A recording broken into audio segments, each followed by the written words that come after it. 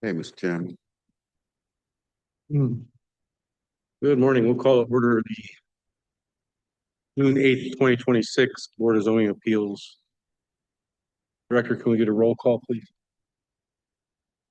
Boardman Sherman, Boardman Watson, Here.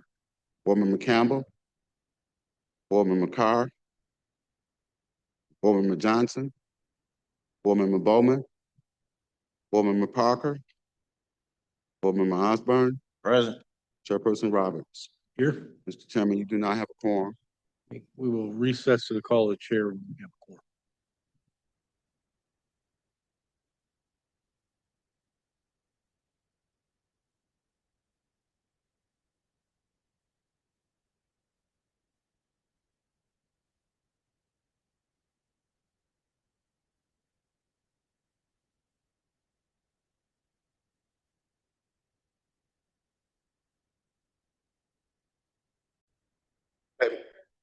Hey, Mr. Chairman. Okay, we'll call back to order our meeting, and if we could get a additional roll call, Director. Boardman Sherman, Boardman Watson, Here.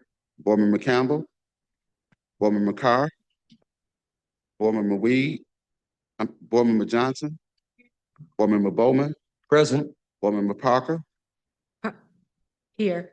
Boardman Osborne, Present. Chairperson Roberts. Here. Mr. Chairman, you have a quorum? Are there any procedural matters?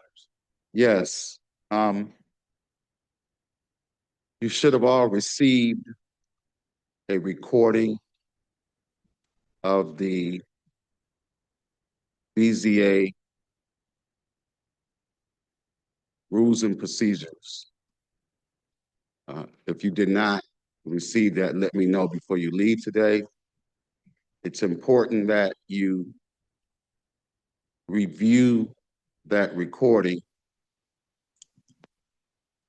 because if you have questions after looking at that recording, that will determine what type of presentation the law department will do. We would rather not have a lengthy discussion, because we've already had that discussion. So again, please review that recording to make sure that you are up to speed. You will receive via email a copy of the rules and procedures in draft form. You will also receive the packet of information with all of the community comments, which is this, which is why I sent you the recording first. You will be overwhelmed, but you have to review the community comments, because that is a part of what goes into the discussion. So if there are any questions related to that, let me know. If you did not receive the recording, let me know. I believe that is it, Mr. Chairman. Thank you. Okay, thank you. I get a motion to approve the minutes dated May 18th, 2026. So moved. Support. Moved and properly seconded. All those in favor? Aye. Aye. Aye. Any opposed? Motion carries. Any communications, Director Brown? No communications, Any miscellaneous business? no miscellaneous business. Okay, we will recess for 5 minutes when we hear our first case.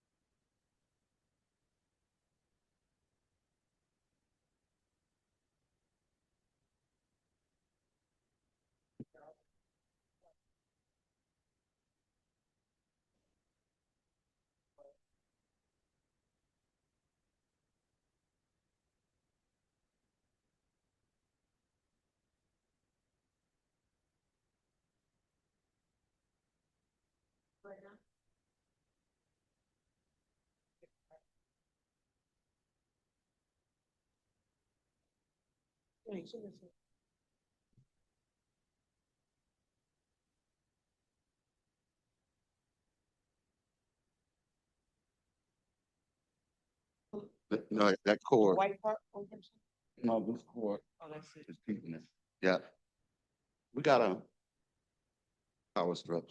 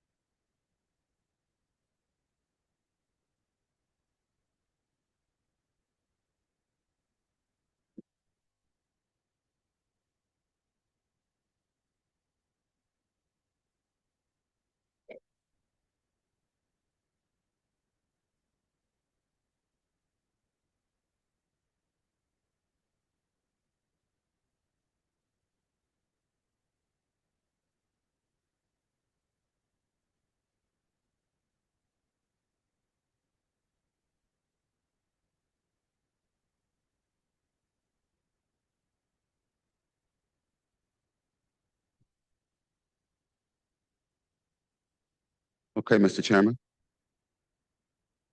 Mis-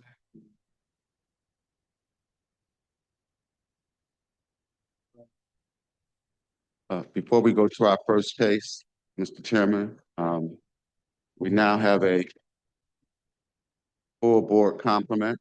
I'd like to introduce our newest board member representing City Council District Number 1, Ms. Viola Johnson, and we would give her a moment to introduce herself.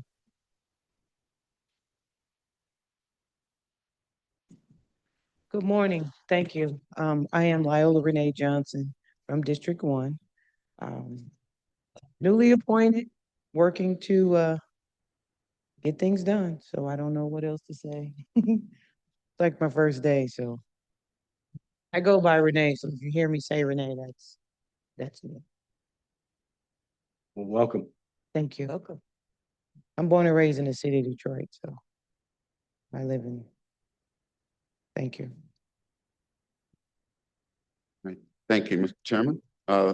First case is BZA case 2026-00021. The location is 2455 West Forest between 16th and 17th and in R2 two-family residential district, City Council District Number 6. Petitioner is Chelsea Hayduck. The owner is Karen Kelly. Chelsea Hayduck requests dimensional variances to demolish an existing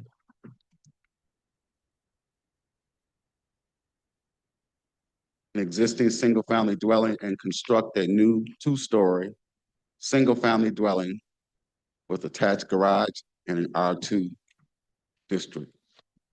We will now hear from Inspector Purefoy. Thank you, Director. Good morning, board members. There's just a quick correction. The property has been demolished with proper permits, so it's vacant land as it sits right now. But the request is again to construct a two-story single-family dwelling with garage. We are hearing this case today because the board shall be authorized to hear dimensional variance requests for matters that are beyond the scope of the building department's 10% administrative adjustments for a variance of the minimum setbacks. Prior to issuance of permits, the following variances shall be required from the Board of Zoning Appeals: deficient front yard setback. Here in this case, under section 54-131-6, permitted dimensional variances, and 54-121, the approval criteria. We are hearing this case under the legal description attached. Our attorney will assess ownership. Plan review comments generated on March 13th, 2026 state, please revise plans to provide the required 20-foot front yard setback or a minimum of 18 feet setback with a 10% administrative adjustment applied for the proposed single-family dwelling, or provide a copy of the Board of Zoning Appeals grant for deficient front yard setback. 20 feet are required, 15 feet are proposed, which has a 5-foot deficiency. Petitioner is again before the board to construct a new two-story single-family dwelling with attached garage in an R2 district, and this case was plan review.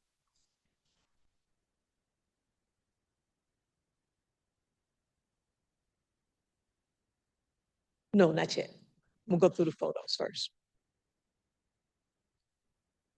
This is the front view of the vacant land. Again, it originally had demolished, but the subject property has been demolished. We're on the corner of Forest and 17th. View looking down 17th, looking to the south. This is block opposite, commercial and a residential property. Again, a view of the subject property in question for the two-story home and garage. A view looking down Forest Street, looking to the east. This is block opposite vacant land. This is a view looking down 17th Street, looking to the north. And a view again of the subject property in question. A view looking down 17th Street, subject property to the right on the screen. This is block opposite, directly across the street on 17th and Forest. A rear view of the subject property looking to the east. Entire view of the subject property.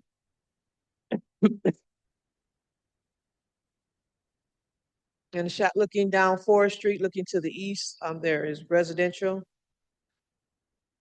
This is going down Forest Street. It's the next street over, but it's a newly constructed residential property. And that completes the visuals, Mr. Chairman. Thank you, Inspector Purefoy. All right. Is the petitioner down the podium, please?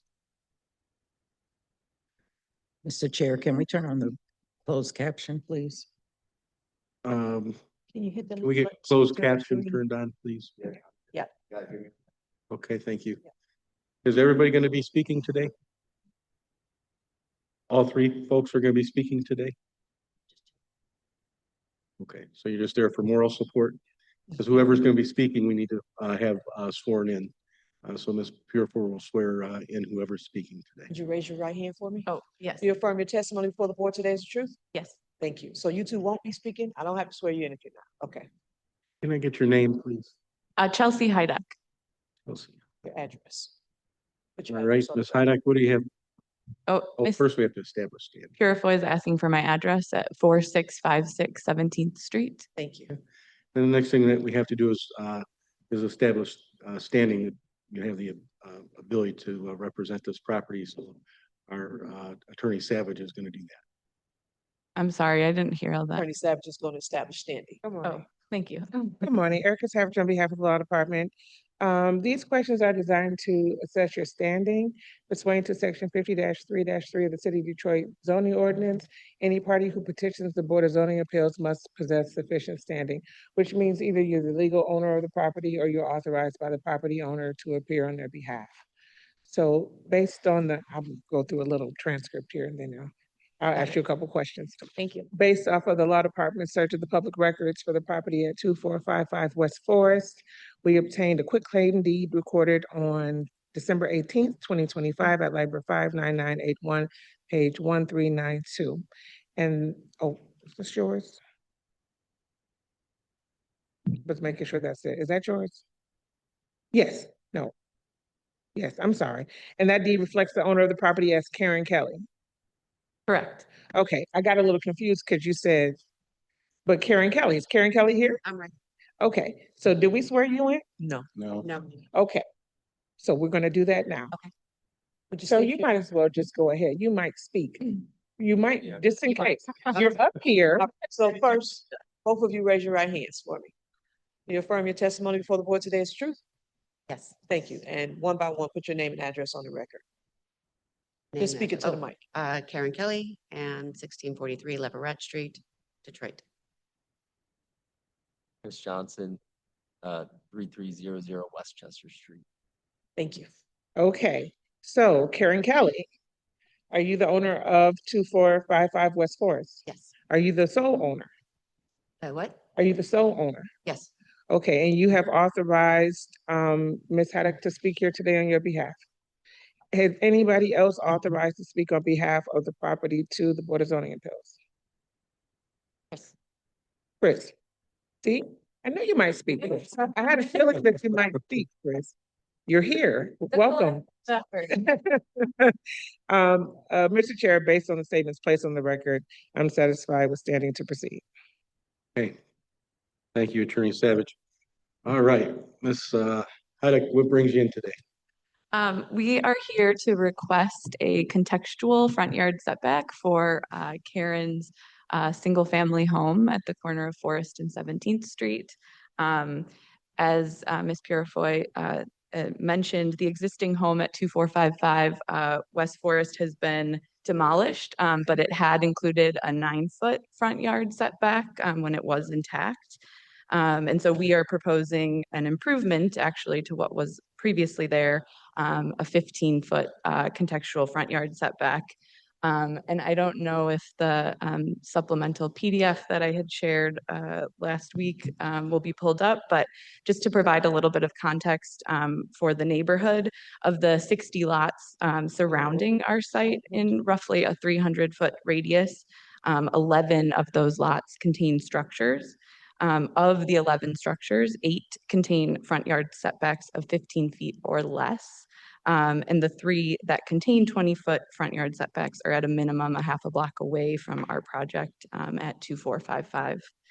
So given this context, this is why we are proposing the 15-foot front yard contextual setback. All right, any questions from the board? Member Watson? If I understand you correctly, you said you quoted some lots that already have a 15-foot setback. I think you said 11, and then you said three other lots have a 9. Could you repeat that number? Sure, certainly. So within the 300-foot radius of the project site, there's a lot of vacancy, as you can see from the photos that Ms. Purifoy shared. 11 of those 60 lots contain structures, and of those 11 structures, 8 of them are 15-foot or less front yard setbacks. So as an example, the project or the site directly across the street, which is our closest context, which is a 2-family residential structure, it has a 0-foot both front yard and side setback. Thank you. Member Bowman? Yes, I just wanted to make a informal request that when any witness or anyone steps up to that mic, they speak directly into it and loudly. Please. Member Bowman's having a little trouble hearing, so if we could Is this better? Speak directly into the mic, bring it down a little bit, that would be great. All right, any other questions for the petitioner from the board? Okay, if not, if you want to go ahead and step back, we're going to hear from our departments and then we'll have you back up. And Inspector Ramos, you can go ahead and have a seat. Thank you. Thank you. Oh, yes, fine. Good morning to this honorable board. I'm zoning inspector Morning. Kevin Ramos for the Building Safety Department. For this case, the applicants applied for a demolition building permit and has received a certificate of acceptance, so that has been completed. They do have a residential building permit for by right use, a single family dwelling. In this location, R2, two-family residential. They are permitted to build new construction, a single family dwelling. However, new construction must meet the current restrictions of the Detroit zoning ordinance. A 20-foot front yard setback is required for new construction. The applicant did mention they're interested in the contextual front setback for the neighborhood. What is similar in the surrounding area for the homes that are constructed. However, if they were to apply for the contextual front yard setback currently, the building safety department can't provide that exception or reduction as there are no currently constructed homes directly adjacent, no neighboring properties directly to this site. Any questions for the inspector on the board? Okay, thank you. Thank you. And it was plan reviewed, so is there anything from? No, Mr. Chairman. Okay, I didn't think so. Okay. All right, we'll switch over to, if we can have the petitioners back up. We're going to switch over to the approval criteria, 50-4-121. For the board members in the packet, I'm sure the director is going to get it up on the screen, but if we could start with member Bowman with questions 1 and 2, please.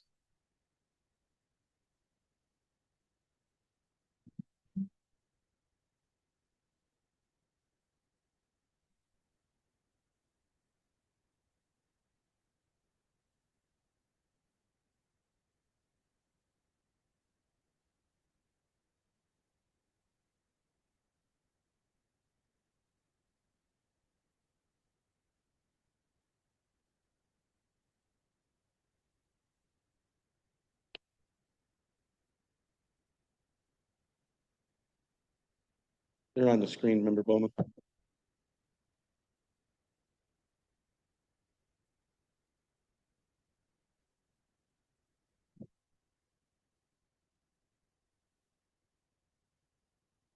Okay, hello. Is the requested variance or administrative adjustment consistent with the master plan and the spirit, purpose, and intent of the chapter? And specifically, do you agree with the decision according to SBR to report plan indicates your land is. Now, I don't have an incomplete statement there. I'm not sure what that part read. I answer? Okay. Yes, we believe that the requested variance is in line with the spirit of the master plan, given the description I offered and the context of this neighborhood and the surrounding lots. Thank you very much. Okay, and then the second question was, what are the practical difficulties that prevent you from carrying out the strict letter of this chapter? So my client Karen's desire in the design of the project is to place the primary living spaces on the first floor of the house. And so in order to do that, it obviously requires a larger footprint. So getting that additional 5 feet in the front yard allows for us to have a more accessible home for her.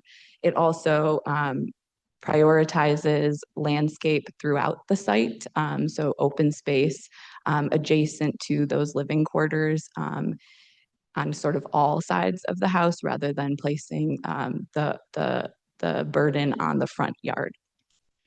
Okay, thank you very much. Member Watson, 3 and 4, please. Number 3, if we grant the variance, what will it do for your property and the site where it is being built? I think I covered that in the answer to question 2, but allowing for a more accessible home as well as a more generously distributed landscape around the property. Next question is, explain how your business or property will not cause any adverse impact on the other properties around you. Again, I would refer to our larger zoomed out contextual site plan in that it is in the spirit of the urban context of our neighborhood. Thank you.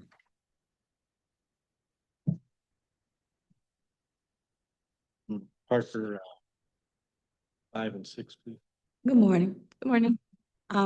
Please explain how any adverse impacts resulting from the variance or administrative adjustments will be mitigated to the maximum extent practical. The only thing I could think of is a smaller front yard setback. And again, Karen is committed to, landscaping the site. So there will be a beautiful context in which this house sits. So I actually think the project will it will enhance the neighborhood instead of have adverse impacts. Thank you. What is special about your site that is different from others around you? I actually think we're asking to be considered like the properties adjacent to us, as I explained with the context and the 8 other structures nearby that have a 15-foot or less contextual setback. Thank you. Member Osborne, 7 and 8. When you purchased the property, what were your plans? This had been part of our plans since the beginning for a single family home at this location. And will you be conducting any business other than what you have spoken of on record today? No, Karen will live there. Member Carr, 9 and 10, please. Good morning. Good morning. How will your request benefit the other businesses or property owners in the area? And is there anything we could have done other than what you are requesting today? I think the neighborhood will benefit greatly from a beautiful piece of architecture, a family committing their full-time tenancy to this neighborhood. And in terms of anything that could have been done, I think that it's been 2.5 months of in the queue to get approved for 3 feet. So if there's any ways to consider how we could, make this process a little bit quicker, also the financial burden that homeowners take on to be reviewed in this way, I think would be wonderful. So that would be my request to the future of contextual setbacks. Thank you for your comments. And number 10. Can you put the number 10 doesn't apply, isn't that It's not city-owned it's property. not city-owned, right? It's Detroit Land Bank Authority land. Oh, it is. Oh, so it is city. Can you put the question back up, please? If it's city-owned, I'm checking to see if there's something from the land bank. Okay. This, Johnson, Member Johnson, do you have any additional questions for the petitioner? No, sir. Okay. Any other questions for the petitioner from the board? Member Watson?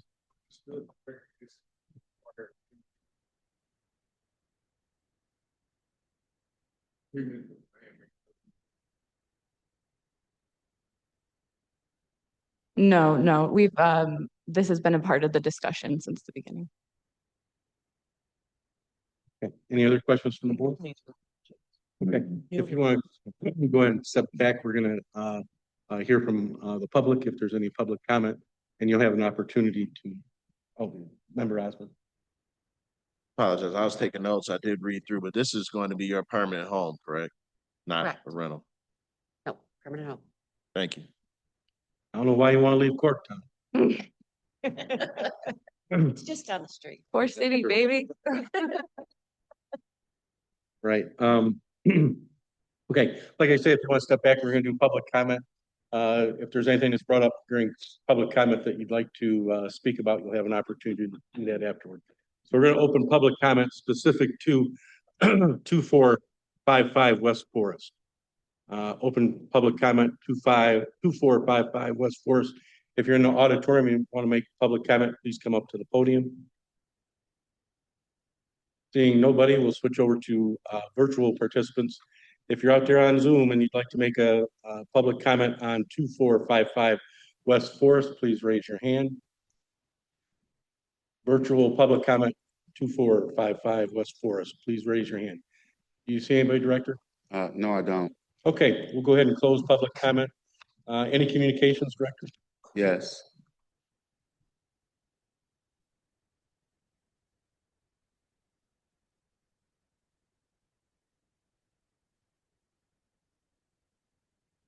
We have a letter of support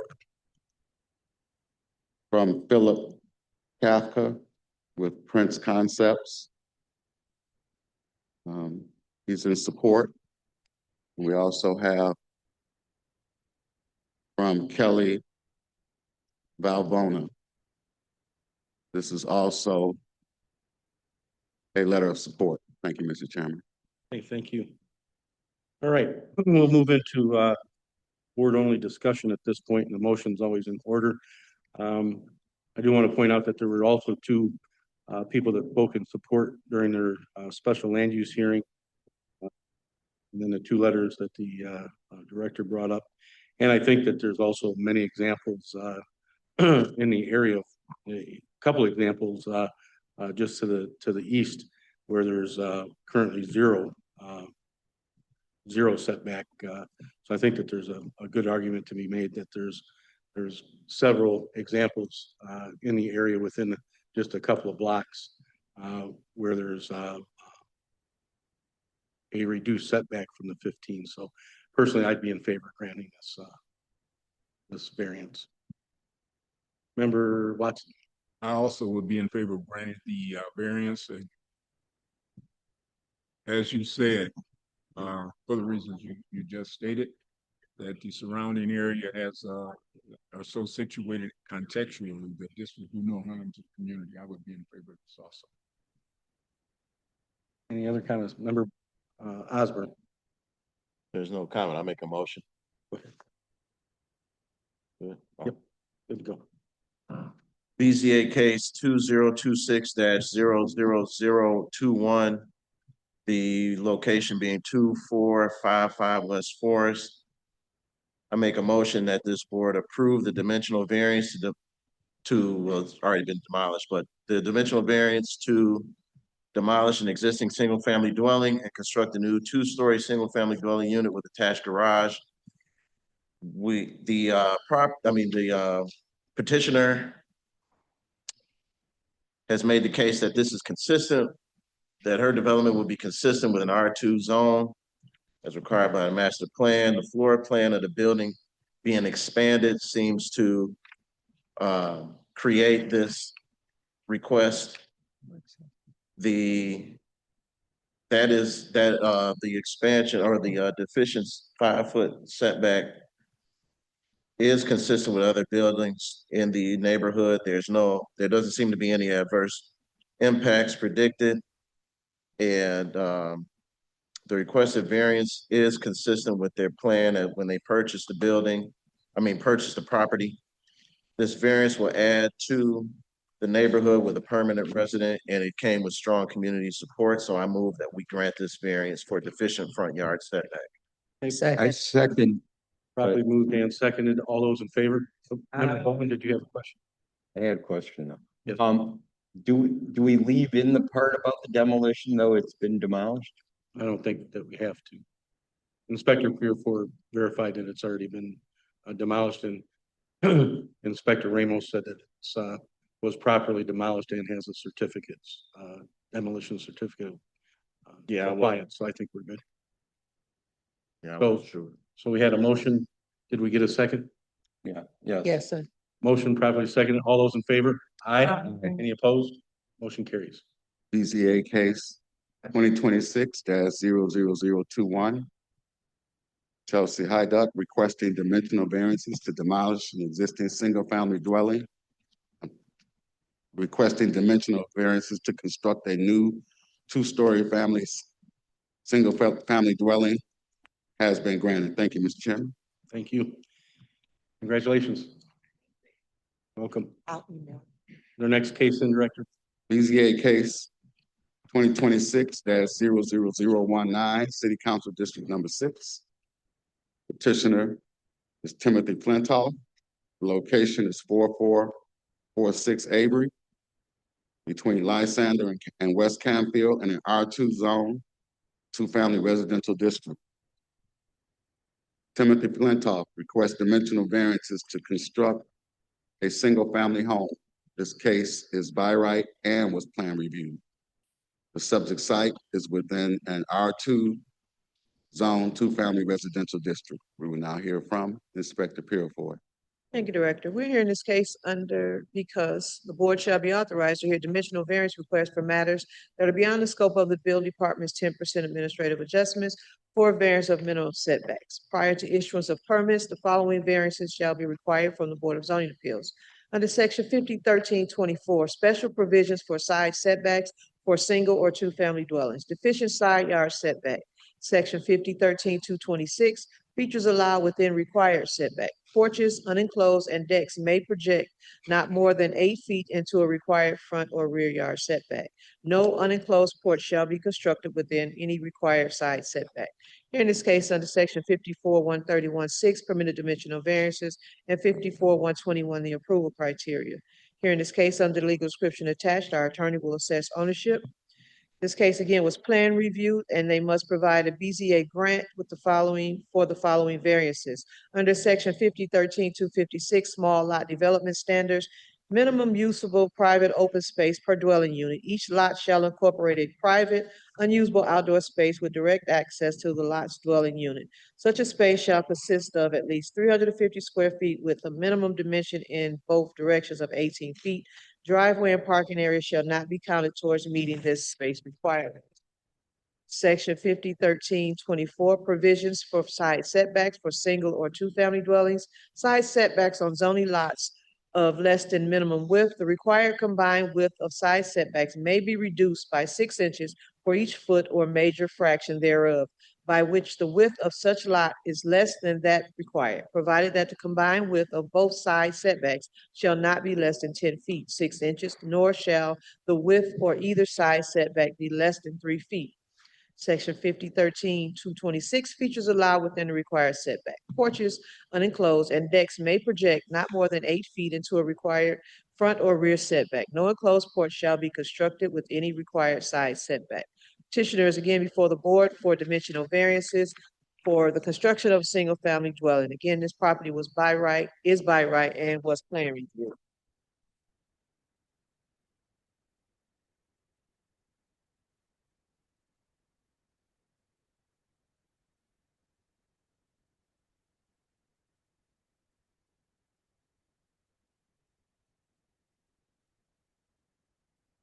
This is the front view of the subject home, which is located on Avery in the corner of Lysander. The entire property is fenced, so you'll see the outside of it, but then I do get some photos of the inside, but it's vacant land within the fenced area. View looking down Avery, looking to the south. All residential properties. This is a view looking down Lysander in the corner of Avery. Looking down the frontage of the subject property, looking to the south.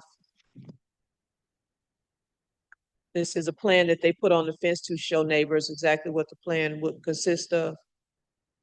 Interior view of the vacant lot for the residential property.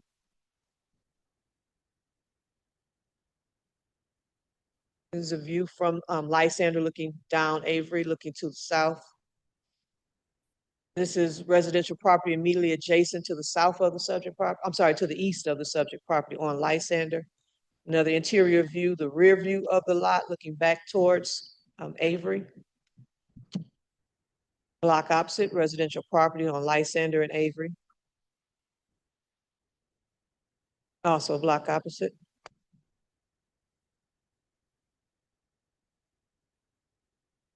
Closest residential property immediately to the south.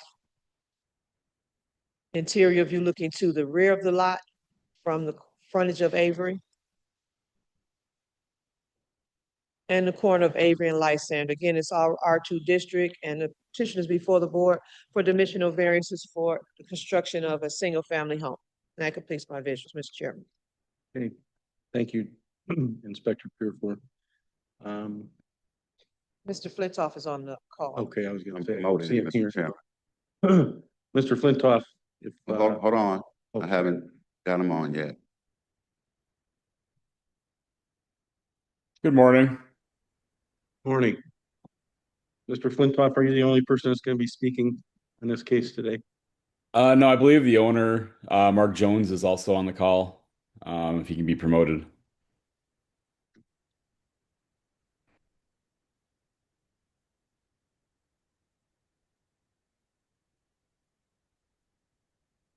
Are you with us, Mr. Jones?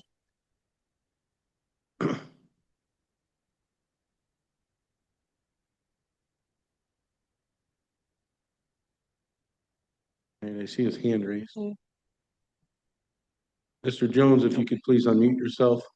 I thought he did. Let me see if I can. And let us know when you're here.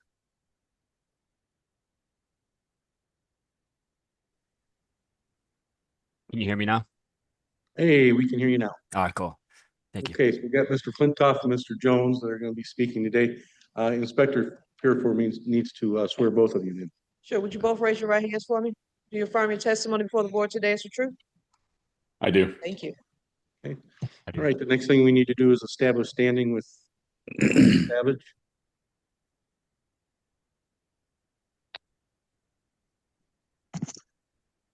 Good morning again, Erica Savage on behalf of the Law Department.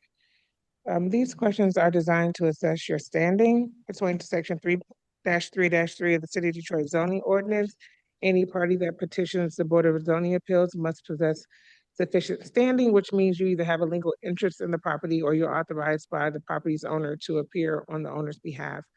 Based on the Law Department's search of the public records for 4446 Avery, we obtained a quitclaim deed recorded on December 3rd, 2015 at Library 52699, page 926.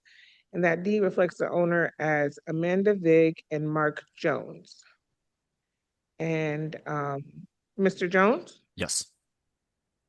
Are you, is Miss Vig on the line as well? She is not. She's working today. She works in a school district. Okay. I saw an email that was flying around that had her name on it. Is she fully aware of everything that's going on today as well? 100% aware, yes. Okay. Could you just do me a favor because you guys are joint owners, right? Yes. With equal interests? Yes. Could you just have her send me an email? Or actually, you could just send it to Director Rebron, just letting me know that she is in support of the hearing here today. And we will proceed, but I would like, when I have co-owners, I would like to have them either both present or writing from the other. Yes.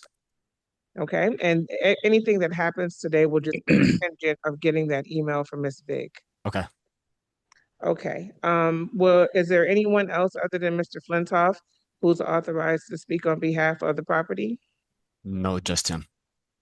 Okay, Mr. Chair, based on the statements placed on the record, I'm satisfied with standing to proceed, conditioned upon receiving an email from Ms. Vig stating that she's in agreement with Mark Jones to have Mr. Flintoff speak on behalf of the property.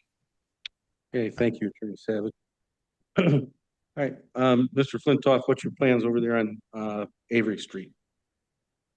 Yeah, thank you very much. So today we're here to present plans for a new single-family home in the Woodbridge neighborhood.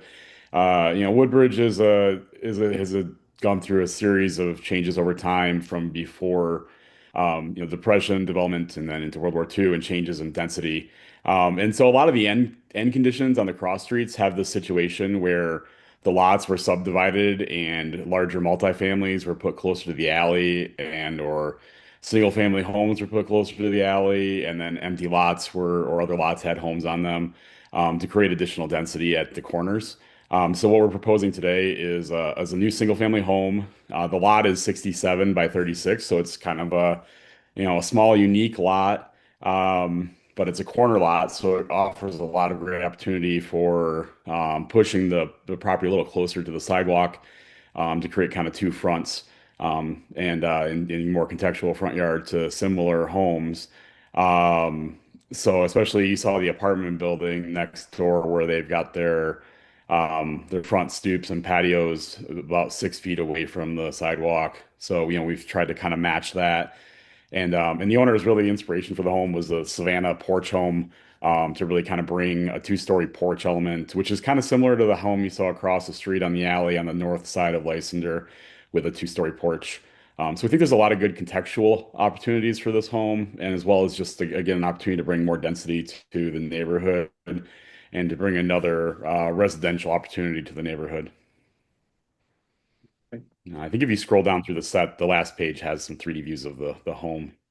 Oh, if you only have the site plan, not sure if you have the full set. No, I don't. Okay, sorry. I thought I sent that.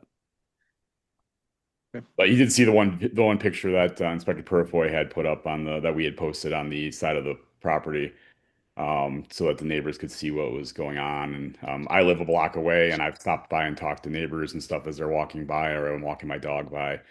And we've gotten a lot of good, feedback, and I believe there's quite a few letters of support that the owner has procured through his community engagement process.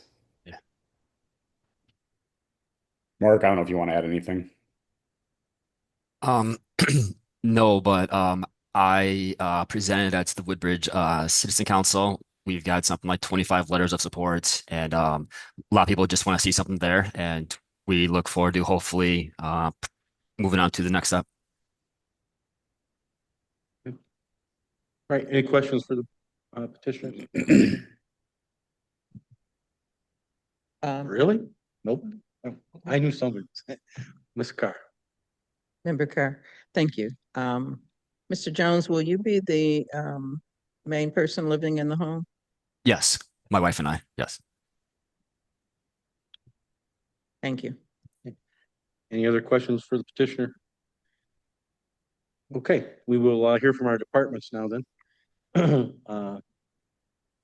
Inspector Ramos.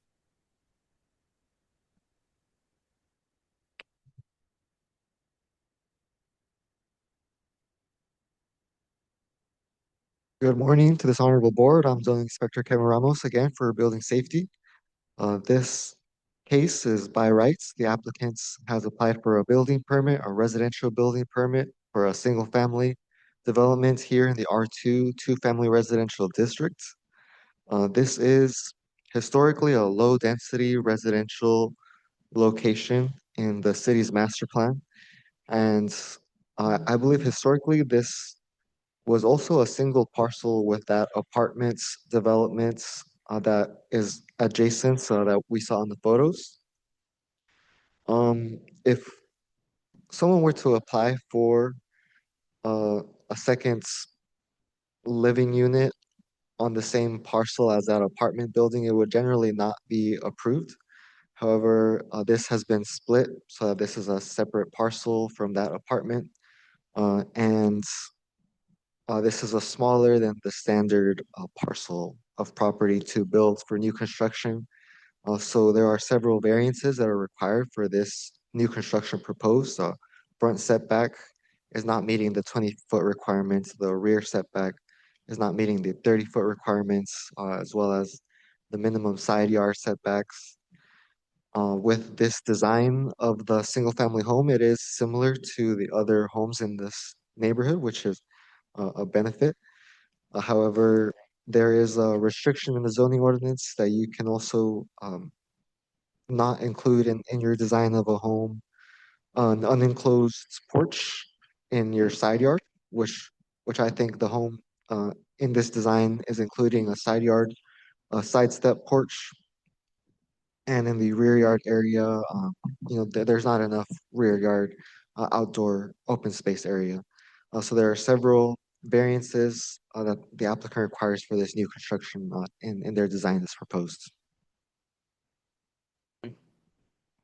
Um, Inspector Ramos, it says no unenclosed porch shall be constructed within any required side setback. Somewhere I read it, like a 8 foot distance or something like that. Do you know what they're proposing in terms of how many feet? From what I was looking at in the plans, this is a side porch, which is not necessarily a landing where you can fit a wheelchair on there, simply a step out to exit from your home on and a step. However, I think the department has seen that as a deficiency that is not allowed, having that side step porch from your side yard. So if it was front yard or rear yard, that would have that 8 foot limit of a porch or balcony similar. However, this is in the side yard. Okay. So side yard is generally not allowed at all. Generally not allowed in the new construction. Okay, gotcha. Thank you.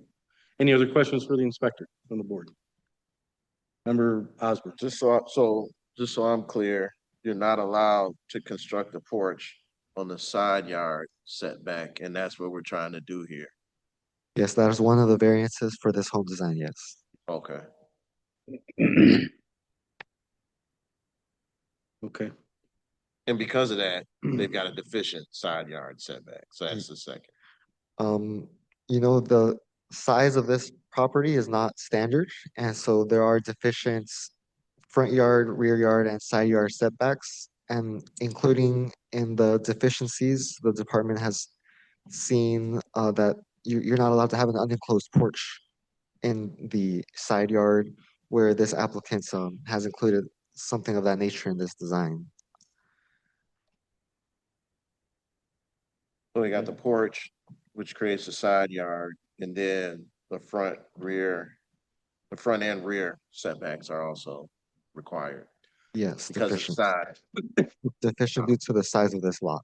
Okay. Member Bowman? Yeah, and by the way, I'm still having trouble hearing through that mic there. I just wanted to be clear that I'm just curious why the no porch on the side. Is that just what the ordinance says? Is there, you happen to know why that would be in the ordinance? I think in the zoning ordinance, architectural design is very important, where we also want front facing properties to have families enter their home from the street. And I'm not sure exactly why the side porch has been restricted in the zoning ordinance. That is something that requires a variance generally to have a side yard porch. Okay. Thank you. Any other questions for Inspector Ramos? Seeing none, thank you. Thank you. Appreciate it. And I'm assuming no report from planning and development because it was plan review. So we can got the petitioner back unmuted. Who's going to answer the questions? Mr. Flintoff? Yeah, I wanted to just kind of provide a couple of clarification things to the zoning comments first. Sure. Yeah, so yes, it's correct. We have a side yard setback or a side yard porch in the setback. But we felt it was important to kind of have that opportunity because it's a corner lot, so it's unique. And then the answer about the recreational space and the clear space, while we don't meet the 18 by 18, we do have a 12 by 36 at the rear of recreational space with a patio, as well as the home. Part of the reason why we're so close to the corner property line is we were trying to create good space between the the home and the adjacent home that's existing. So there's a 12-foot setback on the other side to create a larger buffer and create an outdoor side yard space. So, while we're closer to the street, we felt that it was more appropriate to do that and create the private space in the two other areas. And then there was an existing structure. We looked at the Sanborn maps. There's actually a mirrored building of the same apartment building that was to the south that was demolished at some point. So there was two properties there that had separate buildings on them. So this is not a site that didn't have something before, and that existing building had very close to the street property or setbacks as well in the historical nature of that structure. Okay, thank you for clarifying that. And so next we're going to go to our approval criteria. Excuse me. We'll do the same routine. So if you Mr. do Chair, one and before we two, go there, Member can Bo- I ask one question? Oh, yes, sorry. Um, Member Carr. just- Thank you. One clarifying question. Will there be a fence around the home? Is that in the plan? Yeah, there would be a fence for the private areas, but the porches actually have a railing and they're slightly elevated by a step from the sidewalk. So the entry to the porch is still from Avery with a walkway off the sidewalk, but there would be a porch, there would be a railing between the porch and the sidewalk along Lysander. Thank you. Okay. Okay. So moving to our approval criteria, Member Bowman, 1 and 2, please. Okay, thank you very much. So to start off with, is the requested variance or administrative adjustment consistent with the master plan and the spirit, purpose, and intent of this chapter? Yes, I believe it is. Woodbridge has kind of a historical nature of multiple densities and typologies of buildings and structures, and has changed over time as the uses of the neighborhood have, demanded more density. So I think this is in line with the appropriate density for the neighborhood. Hey, thank you. And what are the practical difficulties that prevent you from carrying out the strict letter of this chapter? Because the zoning ordinance doesn't have any provisions for irregularly shaped or undersized lots, this lot was historically created as an issue that's non-conforming. So, trying to design the best structure within the parameters of the property is our intent. Okay, thank you. If we grant the variance, what will it do for your project and the site where it is being built? Yeah, it would allow Mr. Jones and Ms. Vig to construct the home that they wish to live in the neighborhood that they've been living in for a long period of time, and remain invested neighbors. Please explain how your project will not cause any adverse impact on the other businesses or property in and around you. Yeah, this is a single family home. There's no business going to be conducted out of the home. It will allow for a new family to remain, or a family to remain in the neighborhood, and a new family to occupy their previous home. So again, it's increasing density in the neighborhood. Member Parker, 5 and 6. Sir, if there are any impacts, how will you deal with them? So both Mark and I are residents of the neighborhood. We're very involved with our community. The contractor has done a lot of work in the neighborhood and in the city of Detroit. We're very communicative with the neighborhood association, with the adjacent neighbors. We'll handle things directly as they're brought up to us. Thank you. So, what is special about your site that is different from around you?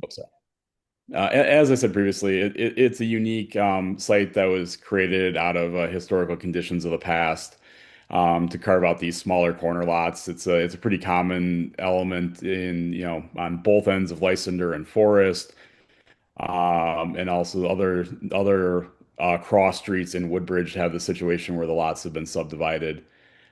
So it's a historical situation that provides an opportunity for a unique home. Thank you. Member Osborne, next 2, please, 7 and 8. Good morning, this is Member Osborne. When you purchased the property, what were your plans? I believe when the owners purchased property, this was their intent was to eventually develop a new home of their own in the neighborhood. And will you be conducting any business other than what you've spoken of on record today? Nope, it will remain a residential home. Thank you. Member Carlin, 9 and 10, please. How will your request benefit the other residents in the area?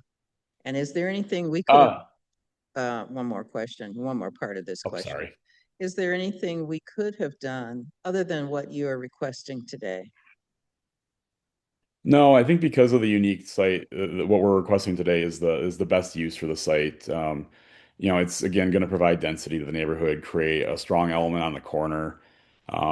That corner already has a vacant property on three sides, and across the street on the north side of Lysander is the same situation where this type of development could be a nice infill for that owner as well in the future. So hopefully it encourages them to consider densifying that corner as well.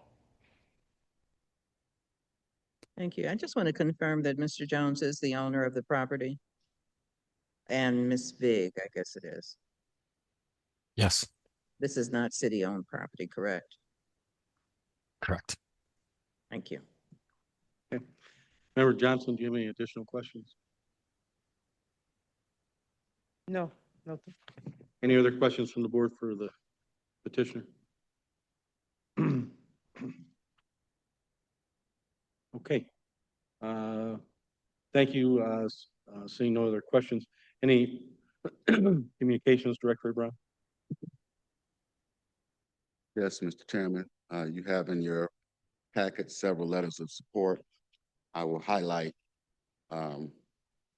one from Dan Austin at 13,000 McKenzie. He is unwavering support. Andrew Lynn on Commonwealth, neighbor and business owner, is in support, and the Woodbridge Development Association expresses their support. And then there were several letters that the petitioner presented also in support, about 15 or 20 or so. Thank you, Mr. Chairman. Okay, thank you. Next, we're going to switch to public comment. If you're in the auditorium today and you want to make a public comment specific to 4446 Avery, please step up to the podium. Public comment specific to 4446 Avery. If you're in the auditorium, please step up to the podium. Seeing nobody, we'll switch over to our virtual participants. If you're out there on the internet and you'd like to make a public comment specific to 4446 Avery, please raise your hand. Public comment for 4446 Avery, please raise your hand. Do you see anybody, Director? Okay, seeing nobody, we'll close public comment. Go into a board member only discussion, and a motion is always in order.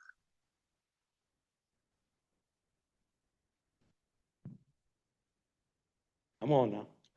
Member Bowman. Yeah, I just wanted to express my support for this project. I think I can speak with some experience regarding what works and what wouldn't work in this neighborhood, having lived less than really a block from the site. I used to live at Commonwealth in Lysander. So it's one thing when you move around a lot in the city, it's like every once in a while, it's like, oh yeah, I know, that's where I used to live around. But yeah, for about, I don't know, 1 or 2 years. And my experience is that it's, a lot of historical homes. You have a lot of kind of Victorian-esque looking houses, but they're different shapes and sizes. So there isn't like one particular form that, they all have. And having a lot that is of an unusual, has unusual dimensions, I think is appropriate that what we recognize the possible need to have a architecture that also is not necessarily cookie cutter relative to other places nearby. So granted, it's going to look a little different than some of the neighboring houses because it's new and the other houses are largely, many over 100 years old.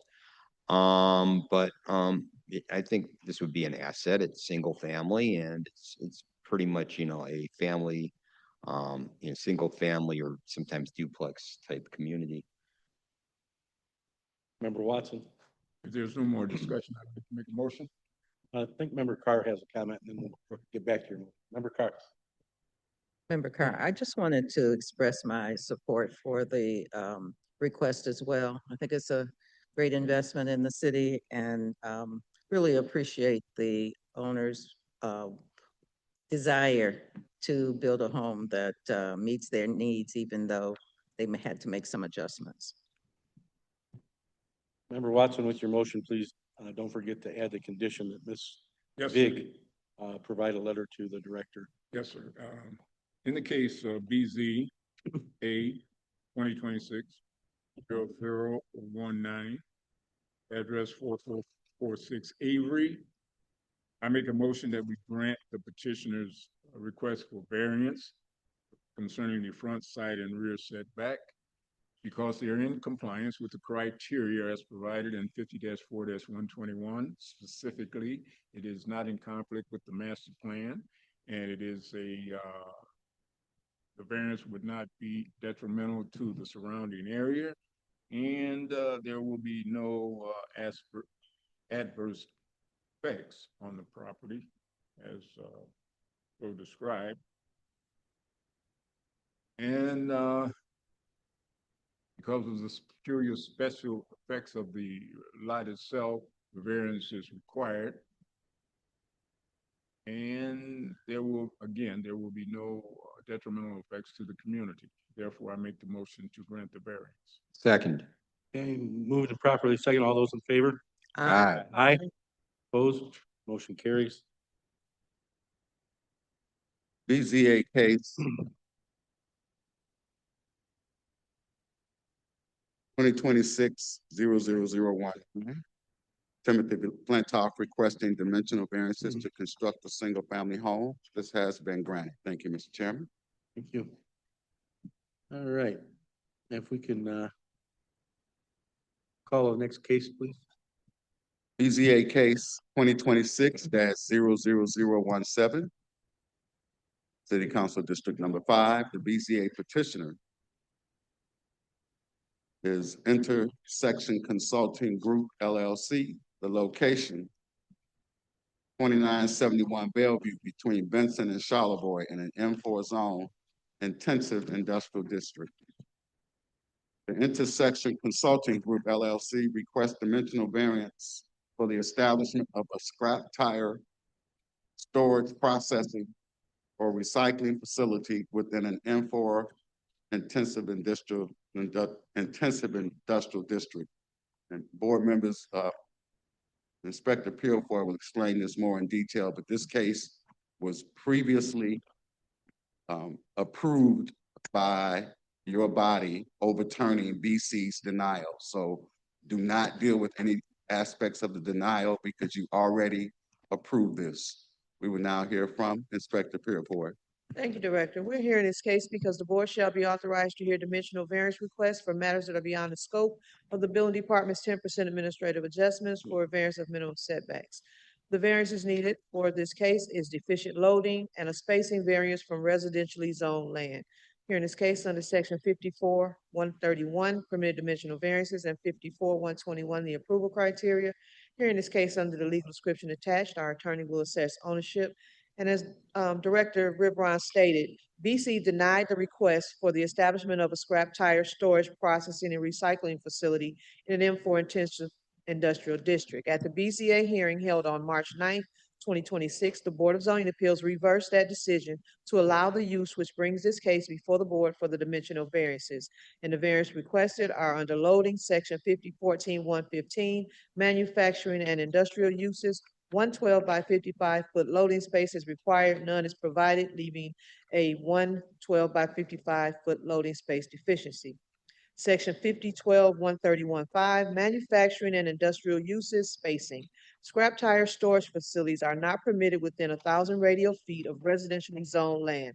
As the site is less than 1,000 radial feet from 3,100 Bellevue, which is zoned R2, is approximately 205 feet away, a spacing waiver shall be required from the BZA prior to issuance of a building permit. So this property is in an M4 district, but the property at 3,100 Bellevue is in an R2 district, and they need this spacing waiver to continue through the permitting process.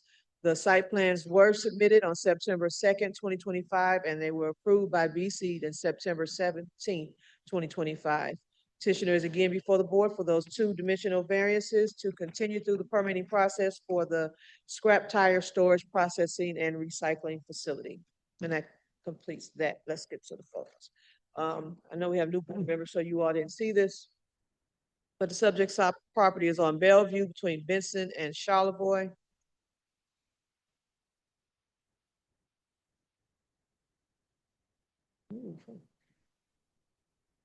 This is a view of the subject property in question. Again, it's in an M4 intensive industrial district. Okay, thanks. The view looking down the frontage of the subject property, looking to the south, to the north, I'm sorry. View looking down Bellevue, looking to the north. It's a commercial building immediately adjacent to the subject property. A long view of the frontage of the subject property, looking down Bellevue.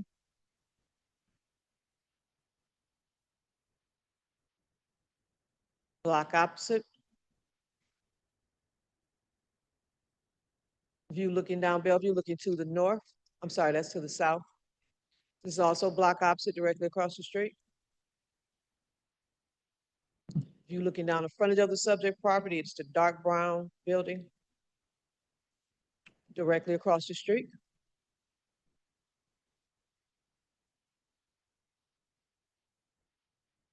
View looking down Benson Street, this is looking to the east. Subject site's to the right of that street. This is the corner of Benson and Bellevue. Subject property this is the far north end of that property. View looking down Benson to the west.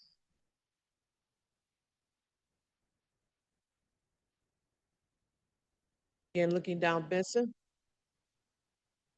Block opposite. This is subject property with the colorful, is at the very end of the subject property. And again, the case is before the board for a loading variance and a spacing variance for the approved recycling facility. Thank you, Inspector. And the representative for Belleville, raise your hand, please. Mr. They're in the Ryan, audience. he's here. Come on down, Mr. Ellison. He's high.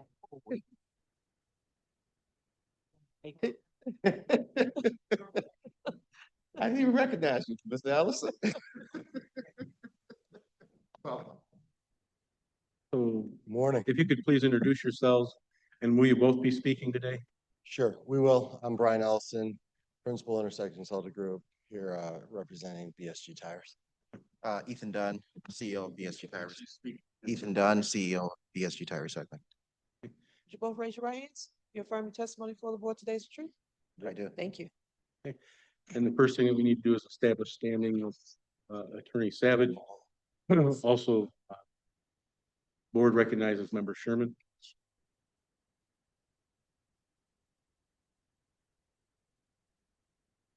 What's the question? Go ahead. Oh, you're waiting on me. I'm sorry. queued you up. Come on now. I'm sorry. Okay. Good morning. Erica Savage on behalf of the Law Department. Again, these questions are designed to assess your standing.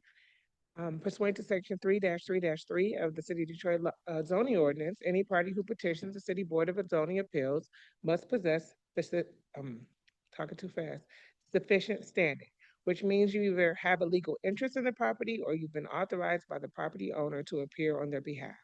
Based on the Law Department search of the public records for the property referred to as 2971 Bellevue, we obtained a quitclaim deed recorded on May 11th, 2017 at Library 53754, page 576, and it reflects the owner of the property as Give Hand Enterprises LLC. I know this matter was before the board previously. But could you please state on the record how you're related to Give Hand Enterprises LLC? So we're their tenant.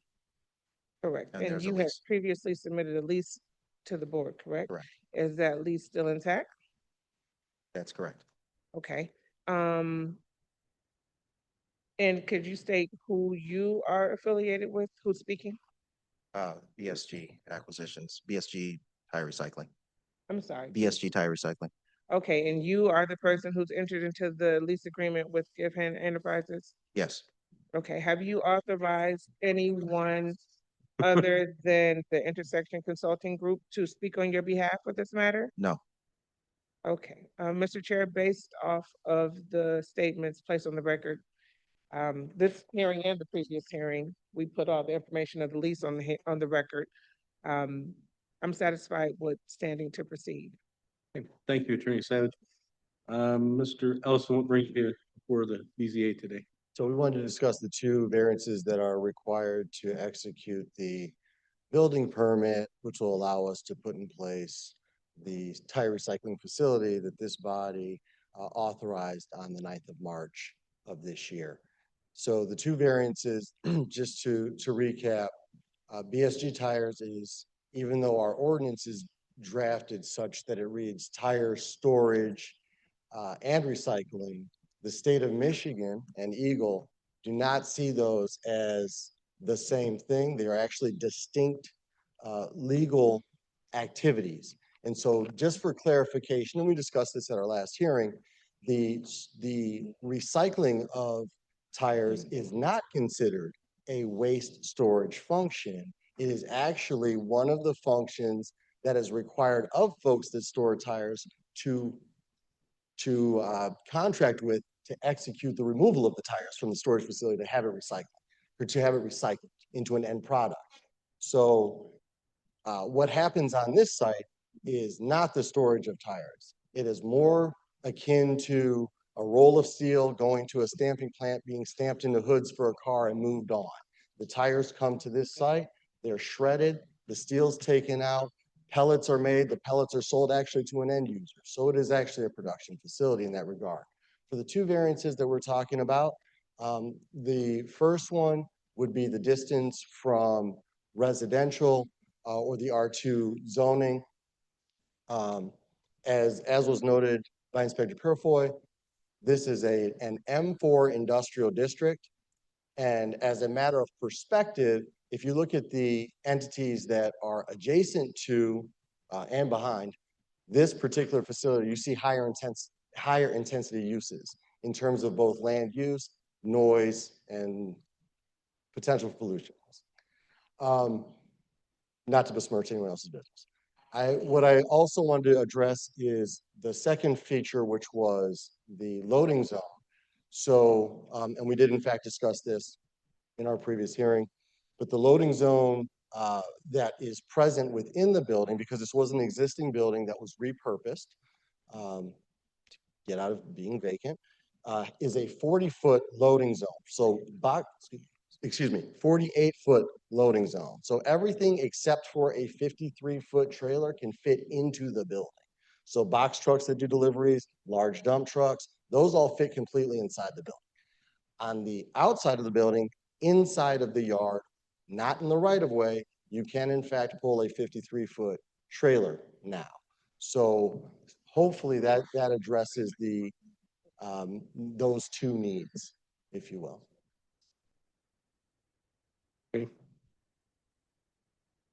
Any questions for the petitioner? Member Watson? As you just stated, sir, if I understand correctly, the loading question is solved by the 48-foot loading inside the building. Correct. Now, on the outside, there's also a space for a 53-foot trailer. How much loading capacity is that on the outside? So if you're talking about within the yard on the site plan, within the fenced yard, the sidewall of the building, you could back a semi up along the sidewall of the building and have the truck completely in the property. And it's your position with the inside and then outside spacing that's sufficient? Yes, sir. Meets the requirement? Yes, sir. It actually exceeds, with those two together, it exceeds the initial requirement of a 12 by. And I think you made the same point the last time you were before. Yes, sir. Thank you. So, Mr. Ellison, just so I understand correctly, and I get what you just said. So the 48-foot, that is actually on the, would be the east side of the building then, next to the sidewalk? Correct. But it's inside of the building. Inside. Completely internal with a. So you can't, overhead door and then the loading Correct. docks inside. Gotcha. Okay. Any other questions for, I have a question. yes, go ahead. So your recycling, excuse me, your recycling process, does that at all affect the environment? I mean, can you explain that process? No, the recycling is done inside the building. We have a metal stamping plant that's directly behind us that's, really, really loud. So from a noise perspective, we don't have that. It's run on electric motors as opposed to, diesel engines or something like that. So, and from an environmental perspective, we're actually helping remediate some problems. Yeah. Okay, thank you. So we have a couple new board members that are new from the first hearing that you had. So could you just really quickly go through, what even though it doesn't necessarily, Oh, sure. shouldn't necessarily affect this case, you just quickly go through and the fact that your uniqueness, Yeah, happy to. with the fact that there's not a lot of people that do what you're doing. Yeah, so we are the only one in the city of Detroit that does this. We actually started this business because I'm a city resident and I experienced the effects of illegal dumping in my neighborhood. So we started with the idea of turning tires into new materials. We manufacture rubber mulch. We recycle the steel out of the tires. We recycle the fiber out of the tires. We make aggregate for new road construction. And we're moving into the rubber modified asphalt space for the additives to that. All right. Any other questions? Member Bowman? Yeah, I think I may have, I was certainly at the hearing, but I don't necessarily remember everything from it. So the process you have here is one where it's being used for, is it being used for asphalt? Is part of those soft asphalt roads? Yeah, so we do a porous pave project where it's almost like concrete, but it's porous. So we manufacture that. We've done some installations in Detroit and Highland Park. And then the crumb rubber is actually mixed into asphalt by asphalt pavers to make a safer and longer lasting road. Okay, and the process that's happening at your facility, if it's approved, is really, it's mechanical. There's no, I mean, is there any point where things are being baked down or fumes coming out or anything like that? No, we don't do any of the asphalt work. We just sell the material to the guys that do asphalt. Okay, so it's being pulverized, and then like the metal, is there some place that the metal is sent to for recycling as well? Yes, we have buyers who are using metal. Some of our metal goes into new rails for railroads. Some of it goes into, other products, but those buyers come and buy that recycled steel from us as well. Okay, so the context that I'm trying to remember is, I think before we approved the use, but we just had to deal with the spacing requirements today. Just, okay, to clarify. Okay, thank you. Right. All right, Member Osborne? Member Carr had her hand up. Oh, I'm sorry, Member Carr. Thank you, Member Carr. Thanks for being here. When you were here in March, I think you talked about a generator being replaced. Did that happen? So we have a generator. DTE has not been out to do the installation of the transformer that's necessary. So we were scheduled. We thought we'd have it done by then, but yeah, we're on the schedule. Okay, thank you. Member Osborne? I know last time you were here, we talked about was like 1,000 tires per hour. How many truckloads do you anticipate using this space? No, in terms of per day. Per day. Per day. I believe you said 8 to 4:30 where you're operating. 8:30 to 4:30. In terms of truckloads, you're talking semi trucks? Yeah, semi trucks. Probably 3 to 4. Okay.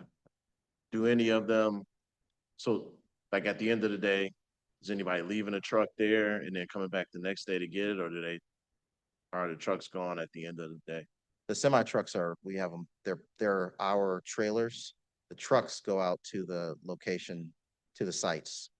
And so they're on the site of the customer, and then they fill them up, and then they turn around and go back out to a different site. So the actual trailers, do they stay overnight? Yes, They do. yes, Okay. And those are the trailers that are parked across the street. that's correct. Any other questions for the petitioner? Okay. Motion? Oh, are you, oh, we're not Questions? quite there yet. Oh, okay. All right, if you want to go ahead and step back, we're gonna hear from our departments now. Inspector Ramos.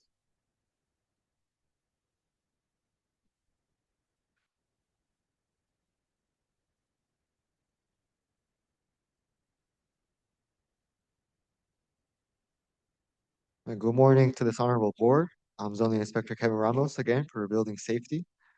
In this case, the applicants applied for a special land use and was denied, and the Board of Zoning Appeals reversed that denial. This applicant is seeking to change this warehouse facilities into a more intensive industrial use. When a facility is changed to a more intensive use, the building safety department will apply any applicable reviews and in the time of special land use and site plan review. And at time of review, we found that an offloading space of 12 foot by 55 foot was required for this more intensive use. So the applicant is not able to provide that 12 foot by 55 foot offloading space. They require that variance as well as a spacing variance. These facilities that operate under scrap tire storage, even if it doesn't include the processing and recycling, such as this facility does processing, these are all regulated under the same waste-related use category. And so for these facilities, they should be 1,000 feet away from other waste-related facilities, but also 1,000 feet away from residential districts. And this specific location, one block over to the east is an R2 two-family residential zoning district, as well as further to the west, I believe it's about 500 feet or further more residential facilities. So they do require a spacing waiver for this location and an offloading space Oh, yeah. for that intensification. Thank you. Any questions from the board for the inspector? I have one. What was the building used for prior to this applicant? I believe the facilities were formerly pallets manufacturing facilities, and it was changed to a storage warehouse, which is a commercial operation. And now the applicant is changing this to a scrap tire storage, processing, and recycling. That is a more intensive industrial waste-related use. Okay. All right, thank you. I have a question. Oh, I'm sorry. Member Johnson? Yes. So Inspector Ramos, you stated that there would be some new variances. Do you foresee any of those causing any issues in the future? The building safety department had previously denied this applicant's their permit. And I think that was an issue because of the operations of the site and the requirement for several variances. And so as this honorable body reversed that denial, they still require several variances to be able to proceed with permits and compliance. I'm under the belief that this is a waste-related facilities, processing scrap tires, and they are less than the strict requirements of 1,000 feet from residential uses and should have been denied. Any other questions for the inspector? Member Watson? Inspector Ramos, clarify that last statement you just made. You're of the opinion that you're under waste management and it should have been denied. Expound on that, sir. historically, the city limits, the boundary of the city of Detroit ended in this location where industrial uses were located. And so the city grew bigger as it annexed other surrounding neighboring cities. This is a facility that is under the waste-related use category as it is processing scrap tires. These are waste tires that have gone through a full lifespan.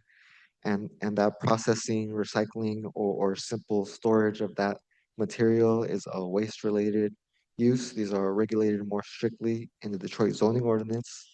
And so if approved for these variances today, the applicant will still move forward with a solid waste review committee. At time of permits, several different departments with the city will work with the applicants with their operations, in a community benefits ordinance with the neighbors. Thank you, sir.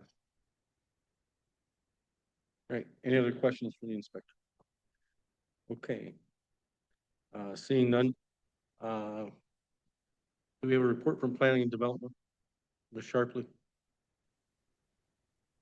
I didn't see one, but. Oh, we just provided a good morning, Helen Sharpley, Planning and Development. We provided a recommendation after the special land use hearing, and we also recommended to deny. I don't know if you want me to revisit. From a community perspective, we provided that recommendation, and again, the master plan is industrial and allows for this waste related use, which it's designated as under the zoning ordinance. But there were a lot of concerns. We have biweekly regional meetings with all of the planners and the different HRD and the mayor's office, and there was still concern about it, even though it's already been overturned. And there were a lot of questions about this hearing and why there was another one, and we explained to them the need for them to obtain these additional variances. When we wrote our recommendation, we also included comments from BC environmental staff, which cited a few items that weren't met on their end. And again, as Inspector Ramos indicated, it will have to go through the Solid Waste Review Committee for a more thorough review. And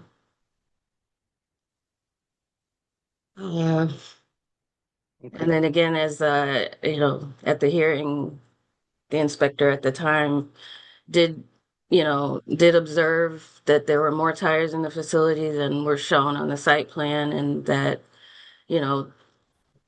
semi trucks were half in the building, half on the sidewalk. There were a lot of concerns in addition to the proximity to the residential. But again, we did our review and our recommendation from a community planning perspective, which includes residential. So. Okay, thank you. Thank you. Mr. Chairman, Yes. and we appreciate planning and development's report, but the reason I indicated in the beginning and reinforced that you all had already made this decision was so that we not bring up issues not relevant to what we're dealing with now. Thank you, Mr. Chairman. Okay, thank you. All right, we will, if there's no questions for anybody, we'll move into our approval criteria. We have the petitioner back up. And we'll stick with the, actually we have Member Sherman. Oh, no. So Member Sherman, if you could do 1 and 2, please.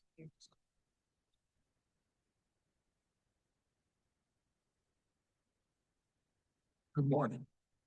Good morning, board member Sherman. Do you believe that the requested variance that you're seeking today is consistent with the master plan of the city of Detroit?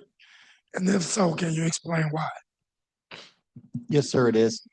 The master plan does indicate this is a heavy industrial area and is projected to continue to be such.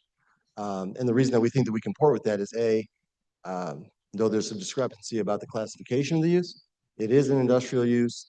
And the reason that we need the variance is because it was an industrial building when it was built, and because dimensions change over time, uses change over, parameters change over time. We're still working well within the spirit of the master plan and the law. What are the practical difficulties that prevent you from carrying out the strict letter of this chapter? We can't relocate the building.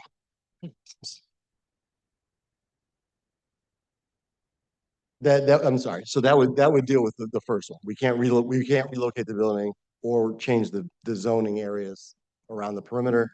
And the loading and unloading has been addressed. Thank you. Member Bowman, 3 and 4, please.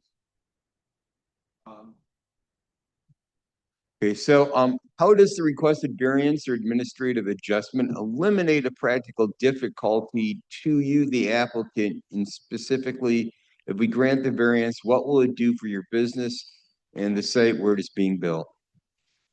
It will frankly just allow the business to exist. Without the variance, because this is a dimensional variance based on the location of this building versus an R2 district, without the variance for spacing, the business cannot exist. Okay, thank you. And also, please explain how the requested variance or administrative adjustment will have no significant adverse effect on the health, safety, or general welfare of surrounding property owners or the general public or upon the natural environment. Sure thing. So this use is actually probably the cleanest use on the block. And it is actually a function that is being promoted statewide for dealing with these tires in an environmentally sensitive and appropriate way. So we're answering for a scourge with a clean process. Okay, thank you. Oh, and also, I'm sorry, and it only operates from 8:30 to 4:30. So She's full right I don't want, it doesn't go into the evening. There's not, noise and stuff now. like We that. have one more. Okay, thank you. You do 4 and 5. Yes, please. 5 and 6. If there are any adverse effects, how will your organization deal with the impact?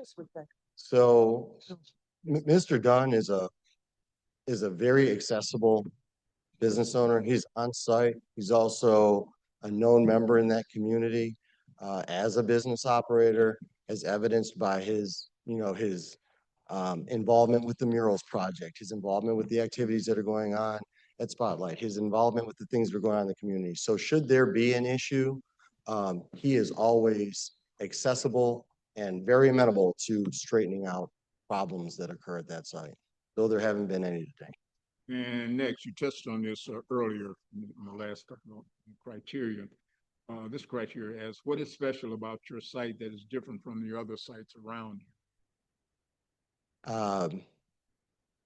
I mean, in terms of the dimensions of the buildings that were there, it's similar to the buildings that were around it. Its access lot makes it unique and accessible for this particular use because he has indoor where he can do recycling functions. He has outdoor space where he can pull the truck in and store the tires for the 3 to 4 days that they're being processed.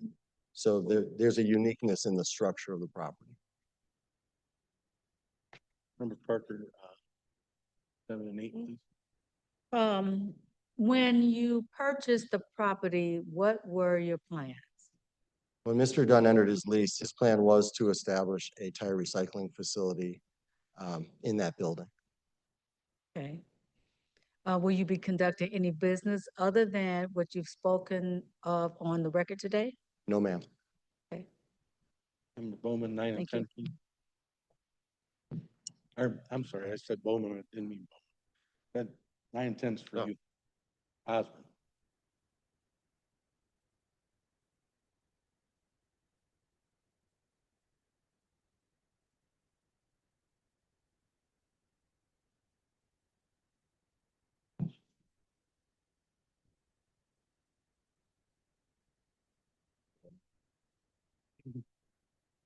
Good morning, it's Commissioner Osborne. Member Osborne. How will your request benefit other businesses around you? So one, Mr. Dunn's business BSG Tires occupies what was a vacant building immediately prior to him. So again, maintaining the viability of that district as an industrial business working district, and then all the things that go with that, right? Additional eyes on the streets, employing people in that space. So it's just a positive asset that's part of the fabric of that street. And Oh, excuse me. And they are also the tire recycling facility for the customers, or they have customers of their recycling facility that are within that industrial district. So they are the tire recycling folks for all of the people that have tires that would be scrapped on that street. So they're keeping the street clean, literally. And is this city-owned property? No. Thank you. Any additional questions, Member Carr or Parker? Not at this time. Thank you. So we have obviously in the city of Detroit, we have a major problem with dumping and tires in the alley and stuff like that. Do you have any type of an agreement with the city? Does the city bring tires to you to recycle? Not the city of Detroit, other cities do. Other cities? Okay. Where does the city take their stuff? Detroit? I am not sure. I've tried to find out. I don't know. Gotcha. All right. Any other questions for the petitioner? Okay. All right. If you want to go ahead and Chair. oh, But you said you don't have an agreement with the city? I do not have an agreement. They have funding for it, but we're not the people they bring them to. You have any with any community organizations or other municipalities? Yes. For this, for recycling tires? Yes. Can you expound on that? Yeah, so their municipal operations generate tires, and we're the recycling facility for those tires, including some of the larger formats tires that they bring to us. We also did the Joe Louis Greenway, so all the tires that are coming out of the Greenway, we're recycling. We've recycled a lot of those and continue to recycle them as the Greenway continues to be built. Do you engage with community groups like we do neighborhood organizations, block clubs? Cleanups with the 7-day cleanup that they do with I can't think of the name of the organization. We've done a couple of cleanups with Macomb Farm Bureau. We've engaged with the City of Highland Park as well for actually doing some installations there. So absolutely, we do. And as well as the artists. So several artists we work with as well that are local, that are doing projects made out of tires.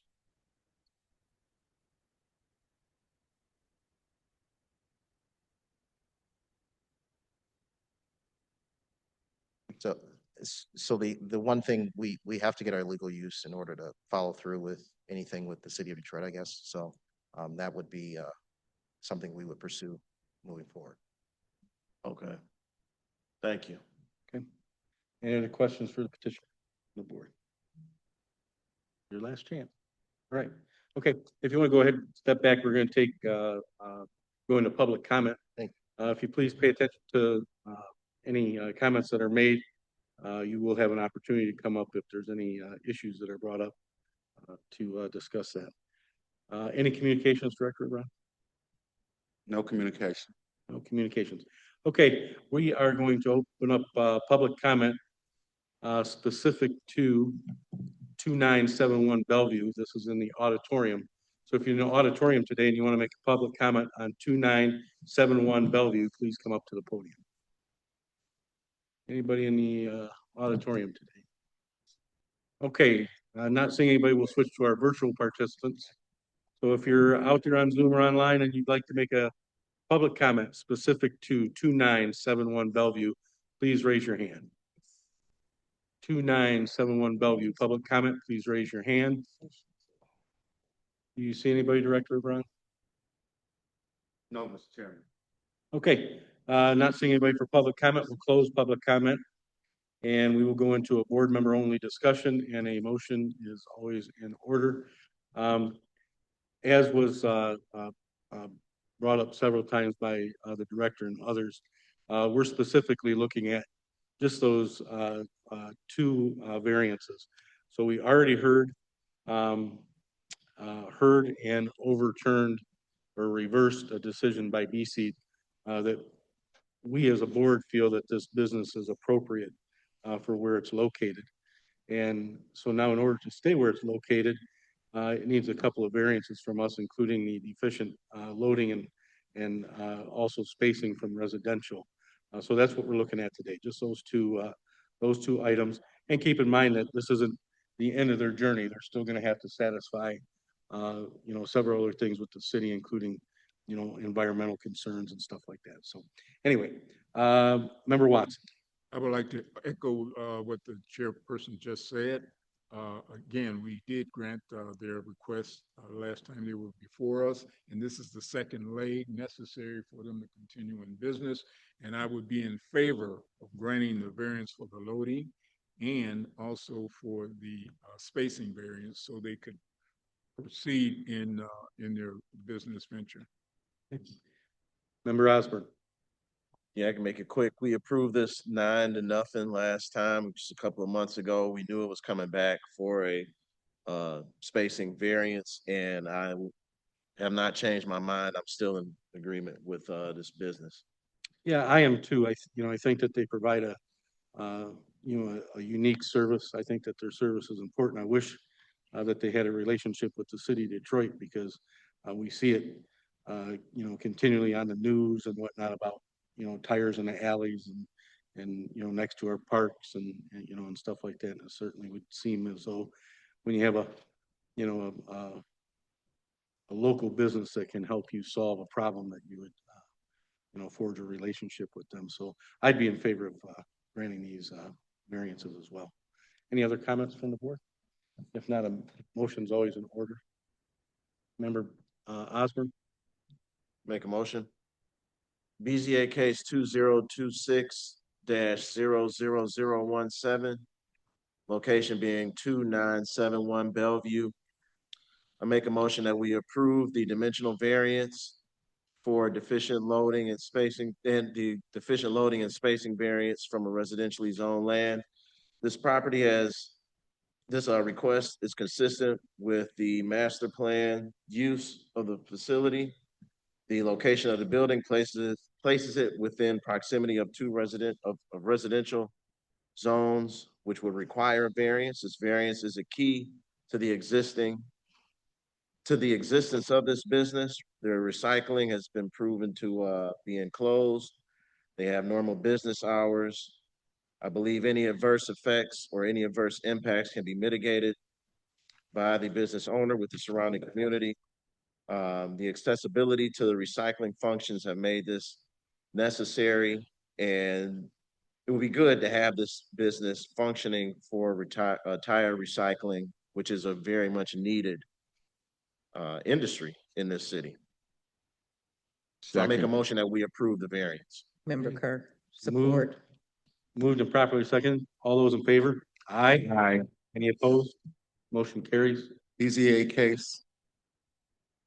There was no opposed, am I correct? Correct. BZA case 2026-00017.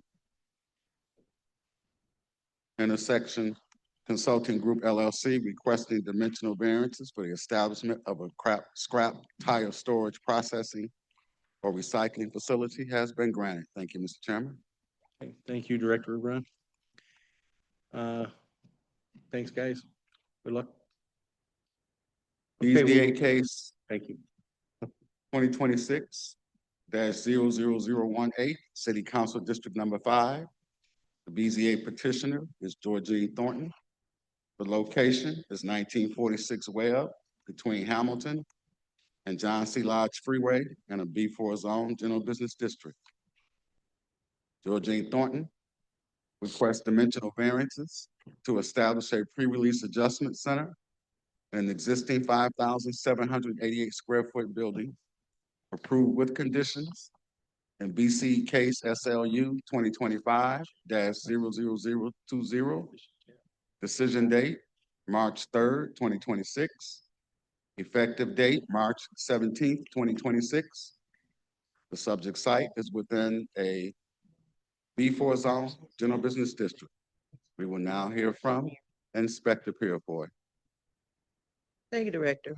We're here in this case today because the board shall be authorized to hear dimensional variance requests for matters that are beyond the scope of the building department's 10% administrative adjustments for a variance of the minimum setbacks. Prior to issuance of permits, the following variances are needed from the BZA, and that variance is spacing regulation. We're hearing this case under section 54-131-6, permitted dimensional variances, and 54-121. Here in this case, under the legal description attached, our attorney will assess ownership. The building department's approval letter effective March 17, 2026 states the request is to establish a pre-release adjustment center in the existing 5,788 square foot building. Current legal land use is a child care institution under building permit 45161 issued in November of 1987 and established under BZA grant 17987. Per testimony from the applicant, the proposal is to provide supportive housing services for up to 6 months to adult females who are transitioning out of prison and or jail. Under section 5012-163-2, pre-release adjustment centers shall be located along or within 200 feet of a major or secondary thoroughfare unless such location requirement is specifically modified by the Board of Zoning Appeals. The proposed facility is located within 200 feet of Rosa Parks Boulevard, which is a secondary thoroughfare, thus fulfilling that requirement. BC held a public hearing on February 4th, 2026. In addition to City of Detroit personnel, the participants of the hearing included the applicant and their associate. One community representative spoke in support while one spoke in opposition. Preliminary site plans were approved on January 14th, 2026. A letter from Planning and Development dated February 11th, 2026, recommending conditional approval of the requested use. Upon careful consideration of the application and all materials, letters, public comments, or other information presented, BC has made all findings under section 53-281. Therefore, the establishment of the requested use is approved with conditions provided the required variances are given by the Board of Zoning Appeals. And that variance again is located under section 5012-129 spacing. Spacing regulations shall apply to ensure minimum distance from other uses existing and approved. BC conducted a review of permitted uses restricted within 1,000 feet of the subject property, and they found two. One is located at 1640 Webb, approximately 830 feet away, and it's called Home for the Aged. The other is located at 1625 Webb, 940 feet away, and it's called Adult Foster Care. Again, the petition is before the board for a spacing variance for an approved pre-release adjustment center in a 5,788 square foot building.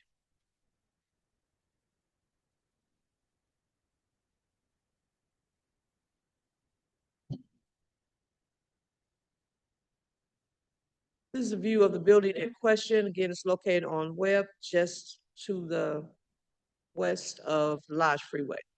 Front view again of the subject property in question.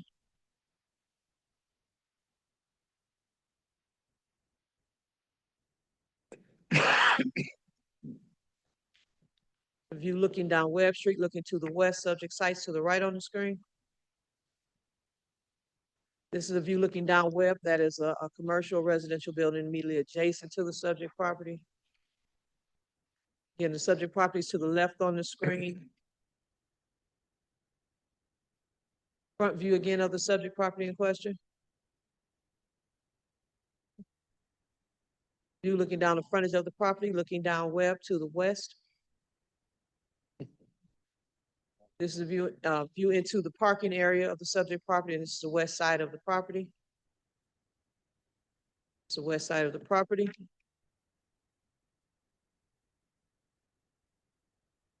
View looking down the frontage of the property. Now looking to the rear of the subject property, you see the building, you see the parking and small garage area. Rear view of the subject property.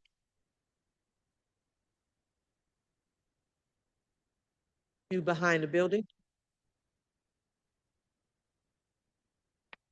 View looking back up towards Webb.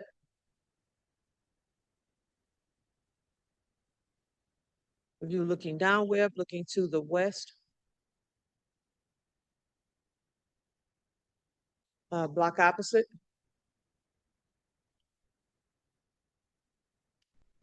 And if you're looking down way up again to the west, I have photos of the other two properties.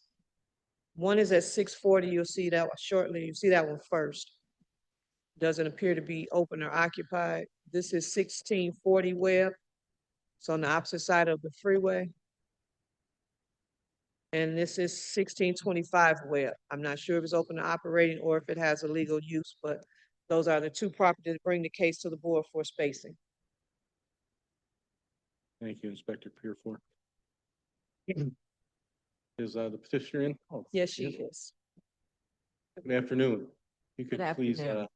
are you the only one that's going to be speaking today?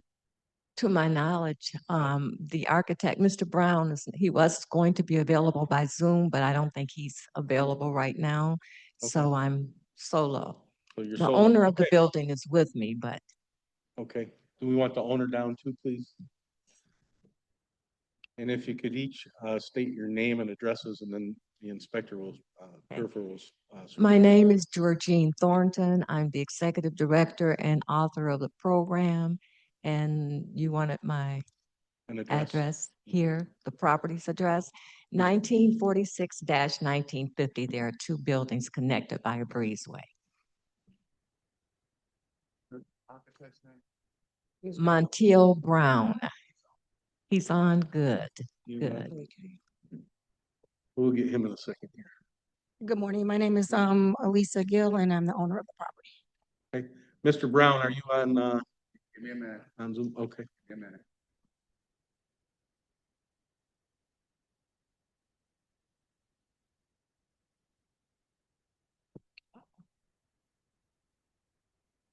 He used to be able to speak out.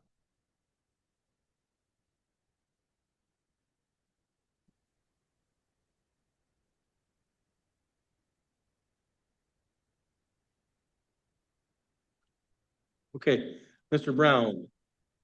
All right, if we could get your name and address, and then the inspector will swear all three of you in. Good morning. My name is Montiel Brown, and for the sake of address, 1946-1950 Webb Street, Detroit, Michigan. Thank you. Would you all raise your right hands, please? Do you affirm your testimony for the board today, is the truth? Yes. I do. Okay.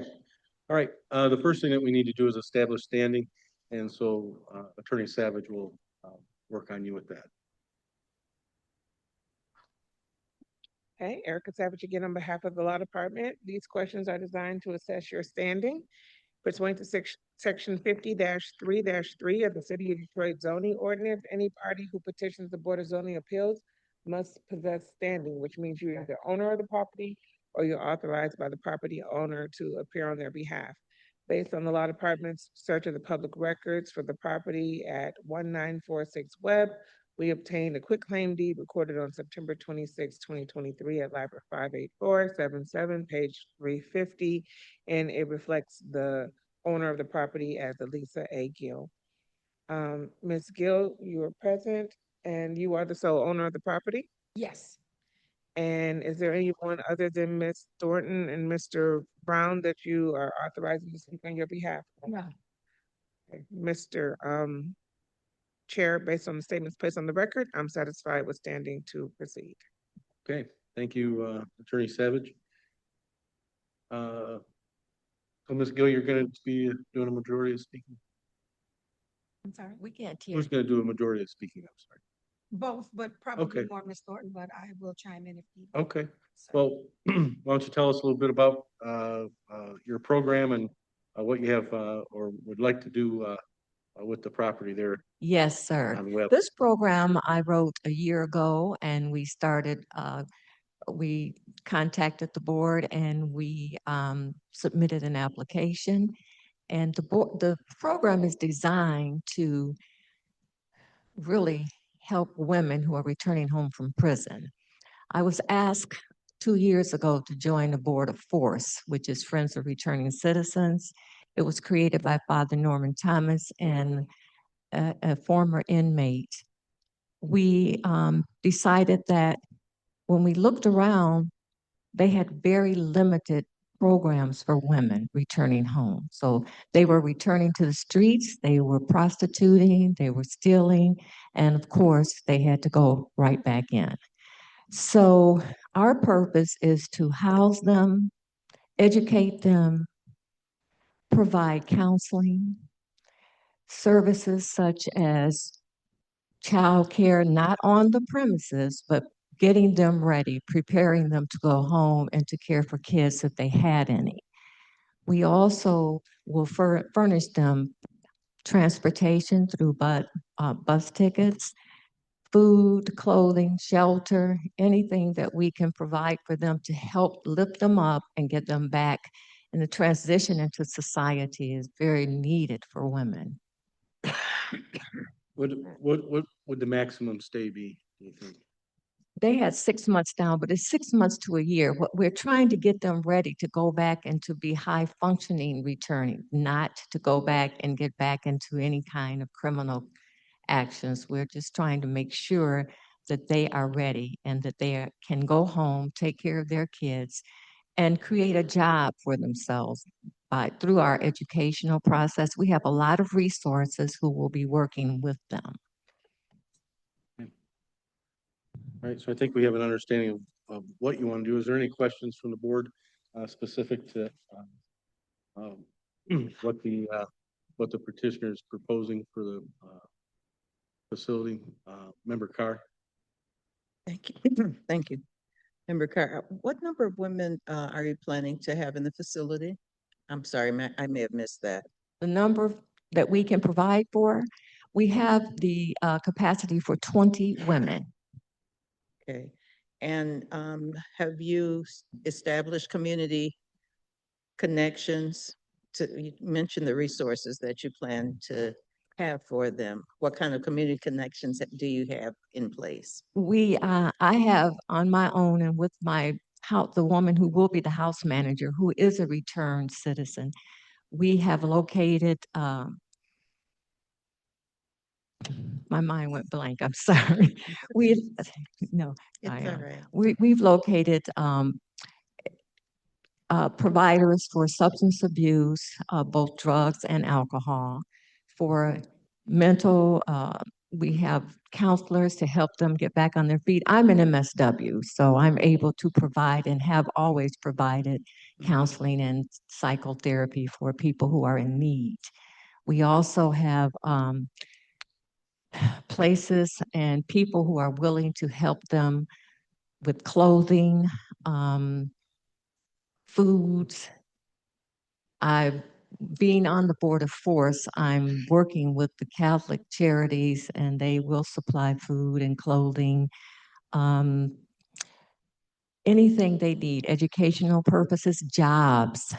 We are connected with a program that will help get them ready or prepare them for jobs. So we have quite a few resources, but we can't do anything until we are approved, of course, and have our permit.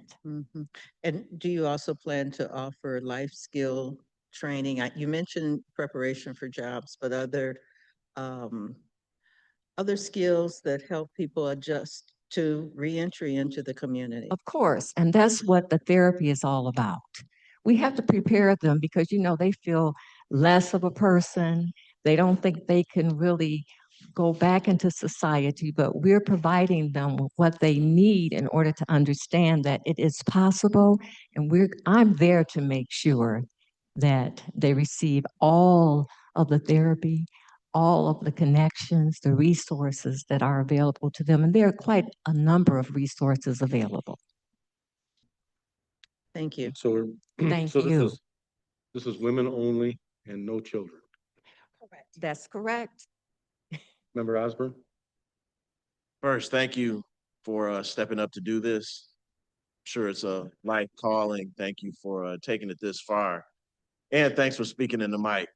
I noticed you leaning in. I can definitely say I appreciate that. You're welcome. I would just like to add to that. You have to thank Ms. Gill too, because when I approached her I used to be the executive director of the Boys Home for 34 years. And Miss Gill and her mom owned the building. And I approached her and I said, I got this project that we got to do something about. And she, of course, being my godchild, she said, of course, let's do it. Let's do it. So, because we want to see women progress. Women right now are in the minority. I don't care what ethnic background, what group, we are in the minority. And someone has to step up and give us what we need. Thank you. You're So welcome. I will add to that. Yes, thank you, Ms. Gill, and even Mr. Brown for being a part of this. Well, Mr. Brown is the main man. He It did all really- the drawings and everything that we needed. So I'm sure that you're setting this program up for success, not only for yourself, but also for those who require it. And the people who do enter the program want to be back in society. Yes. But it will really help me out with the proximity to Durfee. Drove by there, it looks like you guys are like right up the street from Durfee. Can you speak to the individual's opportunities to leave? Are they going to be leaving the site, walking around? And I'm really speaking for like, not saying anything against the people who will be going through the program, but just protecting the children. There's an elementary school, a high school, a lot of traffic, playground and all that over there. Yeah. So our inmates coming in will be screened. There will be certain inmates that we will not be able to take. If there's sex offenders, clearly they can't be that close to a school. So the inmates that we receive will be screened in order so that there is not any sex offenders that's close to the schools. So there's, with the contract with the Michigan Department of Corrections, there's only certain criteria based on the fact that we do have a school at the corner that we are able to take and that we cannot take. So we won't take everybody. They will have to meet the criteria from the Michigan Department of Corrections because we are close to a school. And in addition to that, I did therapy for 2 prisons here in Detroit, and they must be 1,000 feet away, and Durfee is 1,000 feet from us. When we had the boys' home, we had a lot of our clients went to Durfee, so they are 1,000 feet away. But we're not taking them anyway, but I just wanted you to know, even if we did, they are within the footage of where they need to be. Thank you.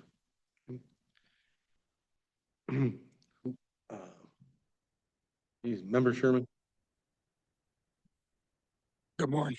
Good morning.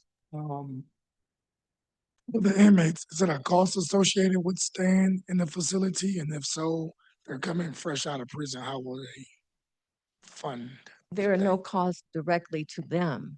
We will receive monies from the government for them, but no cost to them. The only cost is for them to get in there and act right, or they will not remain there. Thank you. Member Bowman? Yeah, and on that latter matter, and I appreciate that you explained the screening requirements, alleviate some of the concerns, because, I mean, justified or not, there is often a pushback from community members, and there's a perception of people returning who, at one time at least, did do some things that were undesirable. So I'm wondering, as once people are there, is there some type of monitoring to kind of keep up with things, like people checking in?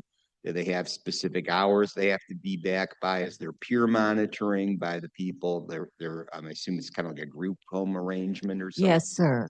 When I wrote the program, I wrote it with all of that in mind. As I said, I did therapy at Mound and Ryan prisons. We had a contract with them. They are going to be monitored. There will be one person on each shift. I will be there any time of day or evening that I feel necessary to be there. However, we do have people who are waiting for a job to work with us. They've worked with us in the past and they're willing to work with us now. They do have specific times that they have to get up and get out of the building. They cannot lie in bed and wait for someone to take care of them. They got to get up and either go to school, job hunting, to different resources, and they must be in certain hours through the week and on the weekends. There are no males allowed in the facility unless they are the child's father and the kids are with the father. Otherwise, Kids can visit with their parent on the weekend, but those are limited hours as well. Because of our background with the kids who we had for, as I said, over 34 years, we know how to set limitations and we know what to expect.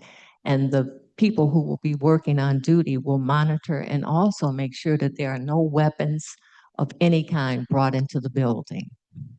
Thank And you. also to piggyback off of that, some of the inmates will come in on tethers, so they will have the GPS tracking, at least for the first 30 days. So there will be a monitoring, and it is 24 hours staffing, as well as there's cameras inside and out the building to monitor the, inmates' movements as well, or coming in, out of, prison inmates as well. And speaking of wandering around the neighborhood that you mentioned, for people who don't have or cannot catch a bus a certain place, we will provide transportation. We don't want them wandering in the neighborhood either. You know, we've been there a long time, we have a good reputation, and we intend to keep it.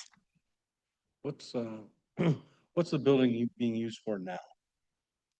It's our, it's our administration offices. We are in one part of the building, but the rest of it is vacant. But we have a person who comes in any time of day or evening just to make sure we're quite secure. We have cameras, we have motion techniques, anything that you can think of, we have, and that's why the property still looks good today. Yeah, I was gonna compliment on that. The property from the outside, looks great.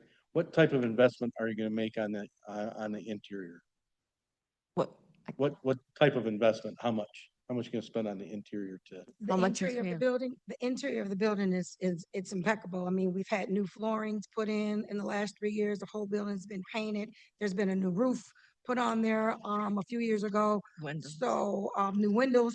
So on the These inside. drawings that we're seeing, this is already existing. Yes, the Yes. rest, yeah, building is good to go on the inside. It's impeccable on the inside. Okay. We're just waiting for the clients for you, Okay. after your approval. Member Osmond? I know I brought up Durfee, but also there's Job Corps.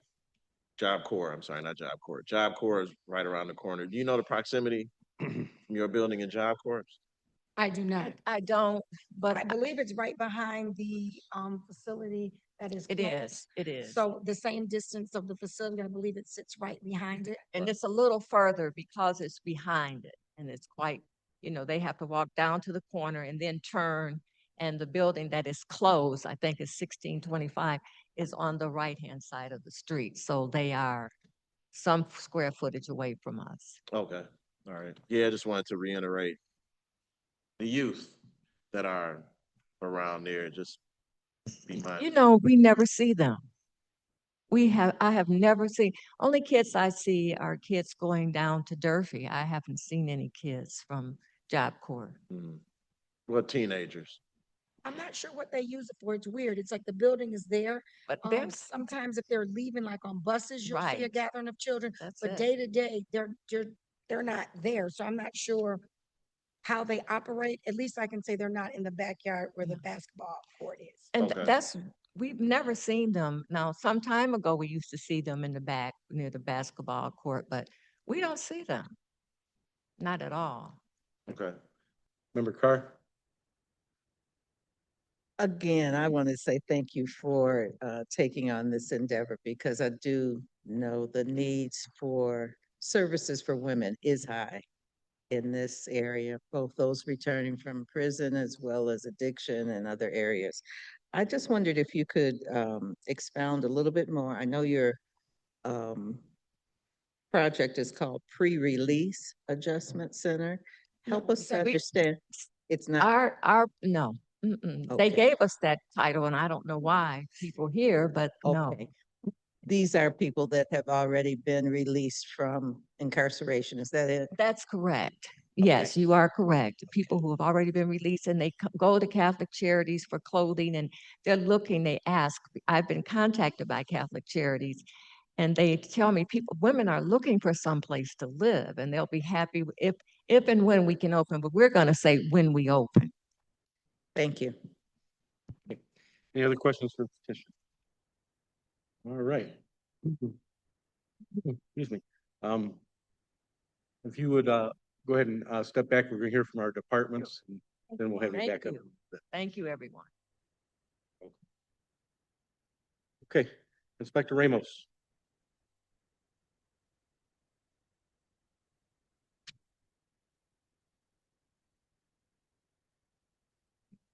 Thank you again. Hello all, I'm Zoning Inspector Kevin Ramos for the Building Safety Department. This applicant's applied for a special land use permit, so they went to public hearing for this change of use. The facilities currently have a building permit as an institution, a child caring institution. So this was a residential use, foster caring institution, and they do require to change that use, a new building permit for this purpose, a pre-release adjustment center as the land use definition that building safety determines.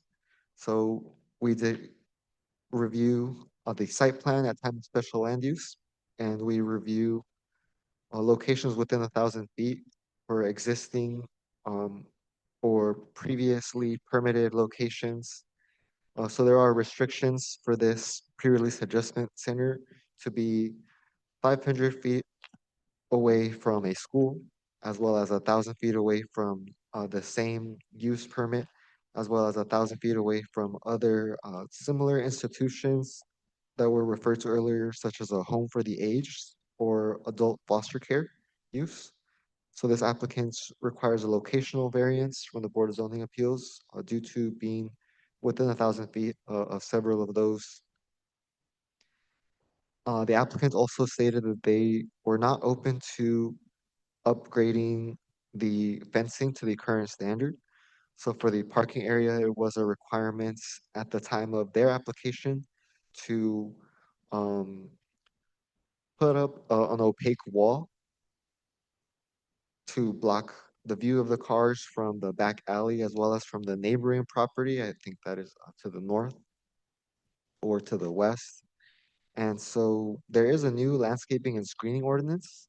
If the applicant is approved for variances today, it may be that they do not require that landscaping and screening to be updated to the current standard, but they do require the locational variance for being within 1,000 feet from other uses. Any questions for Inspector? Okay, thank you. Thank you. All right. There's nothing from P&D, right? Oh, okay. We need to hear from Ms. Sharpley then. Ms. Sharpley. Hello, Helen Sharpley, Planning and Development again. We provided, Planning and Development provided a recommendation of approval after the special land use hearing. The master plan designation is RLM, or low to medium density residential. And we found that generally consistent with the proposed use. I can speak to there was a community member that spoke in support and felt that this was a good facility for the proposed use, and that she had worked in the field for 25 years, and this type of transitional housing was needed for women.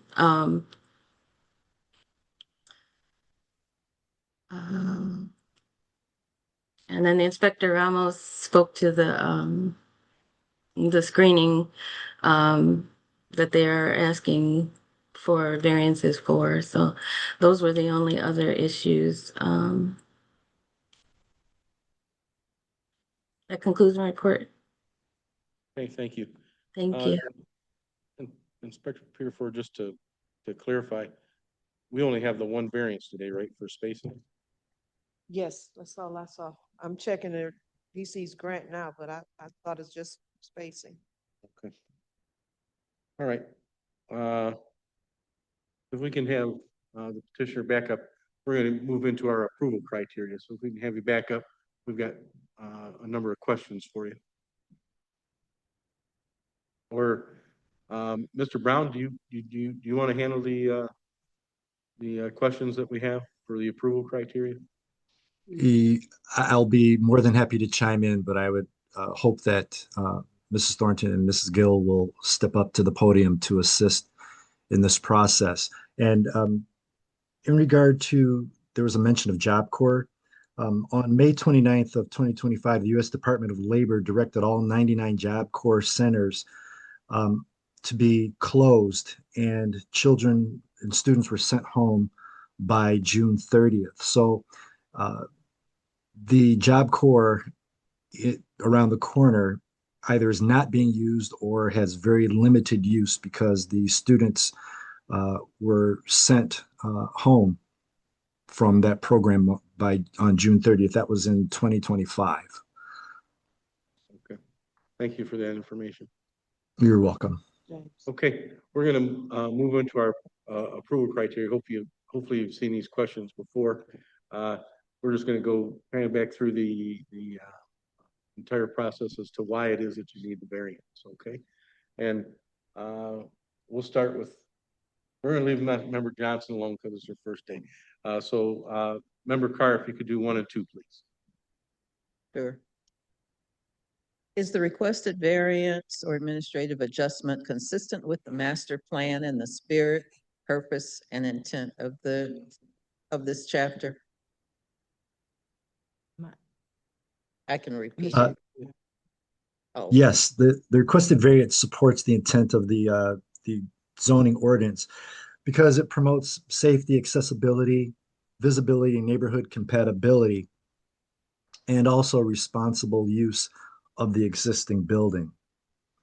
So Second Start, it occupies a unique location in the business-oriented section of Webb, and that transitions into the residential portion of the neighborhood. The existing fencing and setbacks and landscaping, as well as parking layout and visibility corridors, help maintain that transition while preserving the character of the surrounding areas. The variances do not change the approved use of the property. They simply allow the site to operate safely within its existing physical limitations while continuing to meet the overall goals of the zoning ordinance. Okay, thank you. The next question asks about what are the practical difficulties that prevent you from carrying out the strict letter of this ordinance? Well, there's several ordinance requirements that affect the same limited area of the site. That includes the parking dimensions, accessible parking requirements, the 8-foot access aisle, the pedestrian circulation requirements, screening requirements, as well as front setback requirements and existing fencing and landscaping. Strict compliance with every dimensional standard would require substantial alterations that could reduce visibility and compromise safety and eliminate existing buffers or negatively impact accessibility. The property is already developed and it's not a vacant site being designed from the ground up. So its existing structure is conducive to what the goal of the program is designed to do. With respect to the fencing and the visibility through the fencing, if we are able to provide assistance in visibility throughout the neighborhood, not only on Webb Street, but the street behind us. And with that vacant lot, excuse me, we have had law enforcement come to us on more than several occasions with requests for assistance in helping them to solve concerns throughout their neighborhood. So between our visibility and the security systems that are in place, this location has been a contribution not only to the operations that they serve, but also the community as well for safety. Thank you. Thank you. Osborne, 3 and 4, please.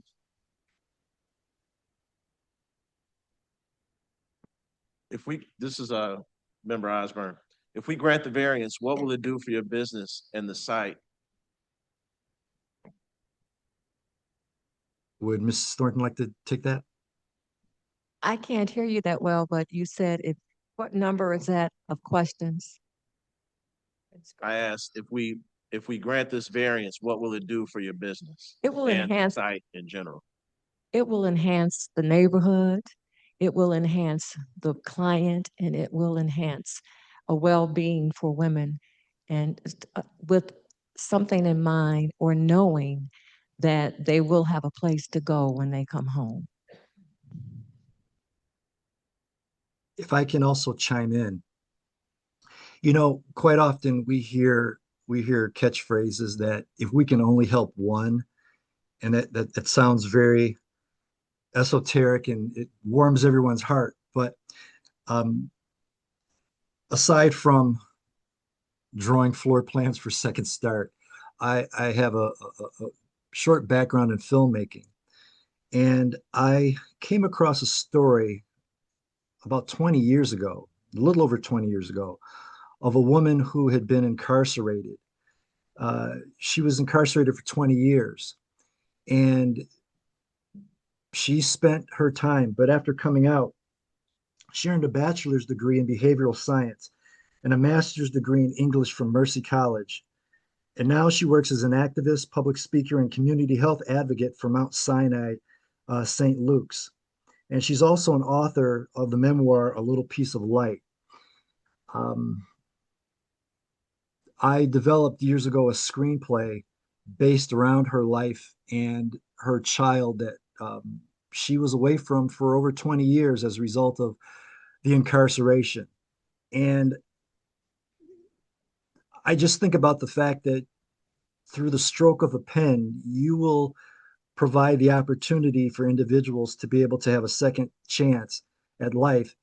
And they may have the success that this woman, Donna Hilton, had. They may not, but you're giving them the opportunity to have a positive outlook on their future. So I thank you for your time and your consideration with this. And can you explain how your business will not cause any adverse impact on the other businesses or even, I'd say, residents around you? Ms. Thornton?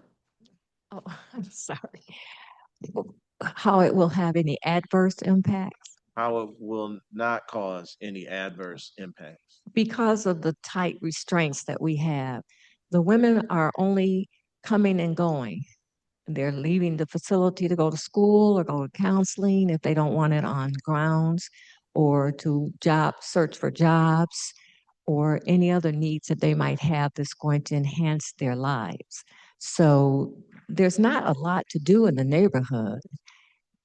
There's a lot to do outside of the neighborhood that's going to help them and increase their knowledge and their education. So they won't be hanging around the neighborhood. There's nothing there for them. They're out to improve themselves, hopefully. If not, they will not be a client at Second Start.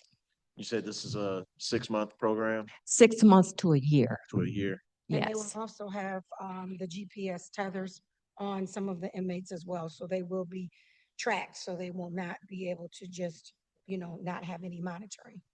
And they're not left alone ever. There's a person on grounds for in the morning shift, afternoon, and midnight. And as I said, I am there constantly. Just from my knowledge, things don't seem to be working out within that 6 month to a year. Do they get sent to another program or do they return? Not if I can help it. Okay. If there's additional resources and help that they need, we're going to give it to them, because our goal is to improve and enhance their lives. And if they can't get it by then, we're going to help them and see exactly what is holding them back. And we will be working with their parole officers. So if in fact it does not work out, they will be returning back, unfortunately, to the Michigan Department of Correction if in fact there's any violations or excessive curfew breaks or the GPS tether is removed. The ultimate consequence would be to return back to the Michigan Department of Corrections. They would not move from Second Start to another site. It would be completing our site or returning back to the prison. And that's up to the parole office or officer. You got some teeth. We will be working closely with them. Yes. You got some teeth. Yes. Yes. Okay. 7 and 8, Mr. Bowman, or Mr. Watson? Or, yeah, 7 and 8. Can you please speak up because we can't hear you? I heard him. I didn't When hear you purchased the property, what were your plans for it? When my mom and I first purchased this property back in '88, it was for the purpose of a youth residential treatment facility. We dealt with that up until 5 years ago, and then we kind of shifted. And then once I lost my mom a few years ago, we kind of just shifted to something different, and that's when we came with the reentry for women. Number 8, will you be conducting any other business other than what you stated on the record here today? No. No. That was. I'm getting tired, so. 9 and 10, Member Bowman. Okay, can we scroll that? Director. 9 and 10. Thank you.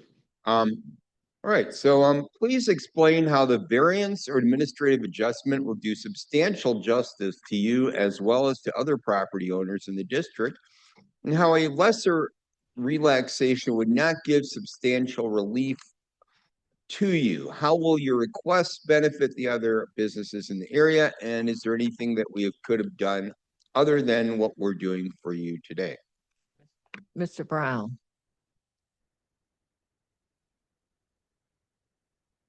You're muted, Mr. Brown. Please unmute yourself. Thank you. I appreciate that. The requested variances represent the minimum relief necessary to allow the property to function safely and effectively.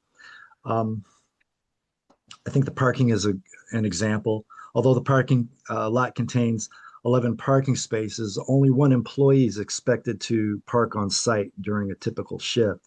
So therefore, it provides significantly more. I'm sorry? Mr. Brown, the only variance that you're looking at today is for the spacing, so we don't, no offense, but we don't need to hear about parking or screening. Okay. Or any of those type of things, just the variance at hand, which is the spacing.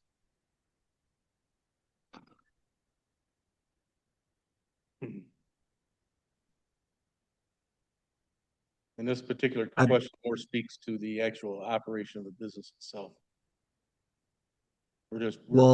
We're just curious how you think that putting this facility where it's proposed is going to benefit your neighbors. It will allow them to understand the value of what community involvement can be. It will give them the opportunity to understand that we are all flawed and that we're all just 2 steps in paradise, and that can change at any moment for someone. We're all a vulnerable community, and we need one another to make it happen. Number 10, Mr. Bowman. Okay, and I may assume the property, this is all already owned by the organization, right? It's owned by my son, yes. Okay, by you? Yes. Okay. But yeah, it's no city relationship. Okay, thank you. Member Sherman, do you have any additional questions for the petitioner? Member Johnson? Okay. No. Any other questions for the petitioner before we go into public comment? Okay, if you want to go ahead and step back, we're going to hear from the public now. And if there's any concerns that they have, you'll have an opportunity to come up and speak to those. Thank you. You're welcome. All right, public comment. We're going to open public comment in the auditorium first.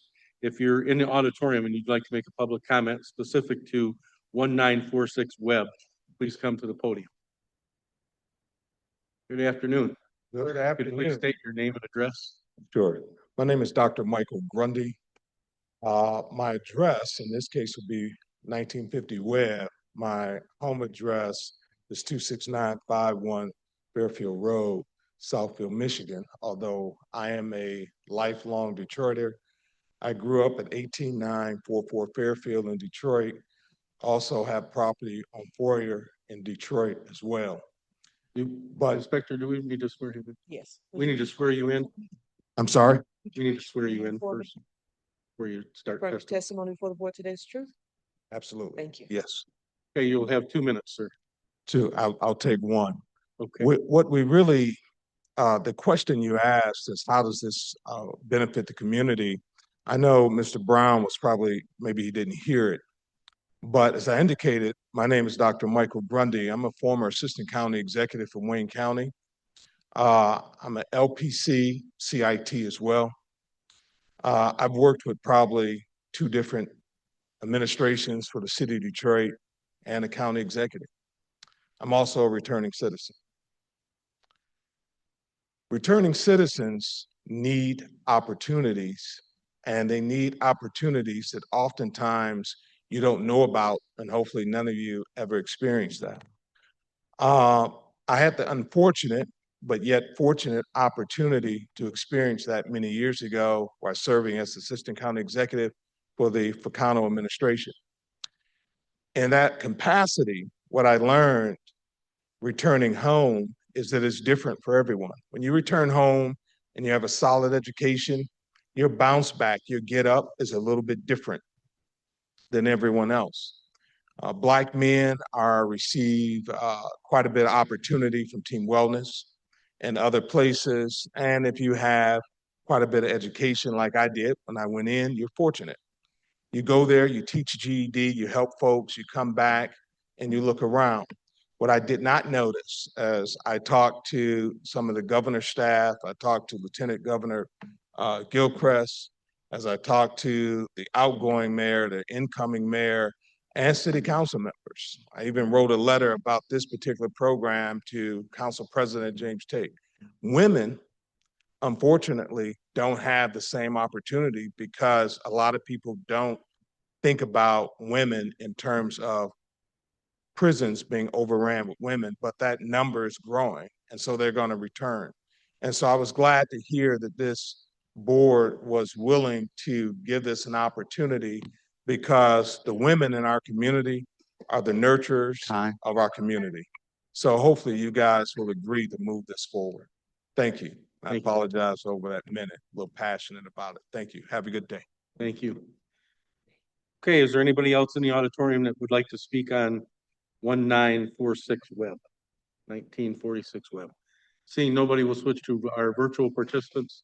If there's anybody online that would like to provide public comment specific to 1946 Webb, please raise your hand. Anybody online for 1946 Webb, please raise your hand. You say anybody, Director?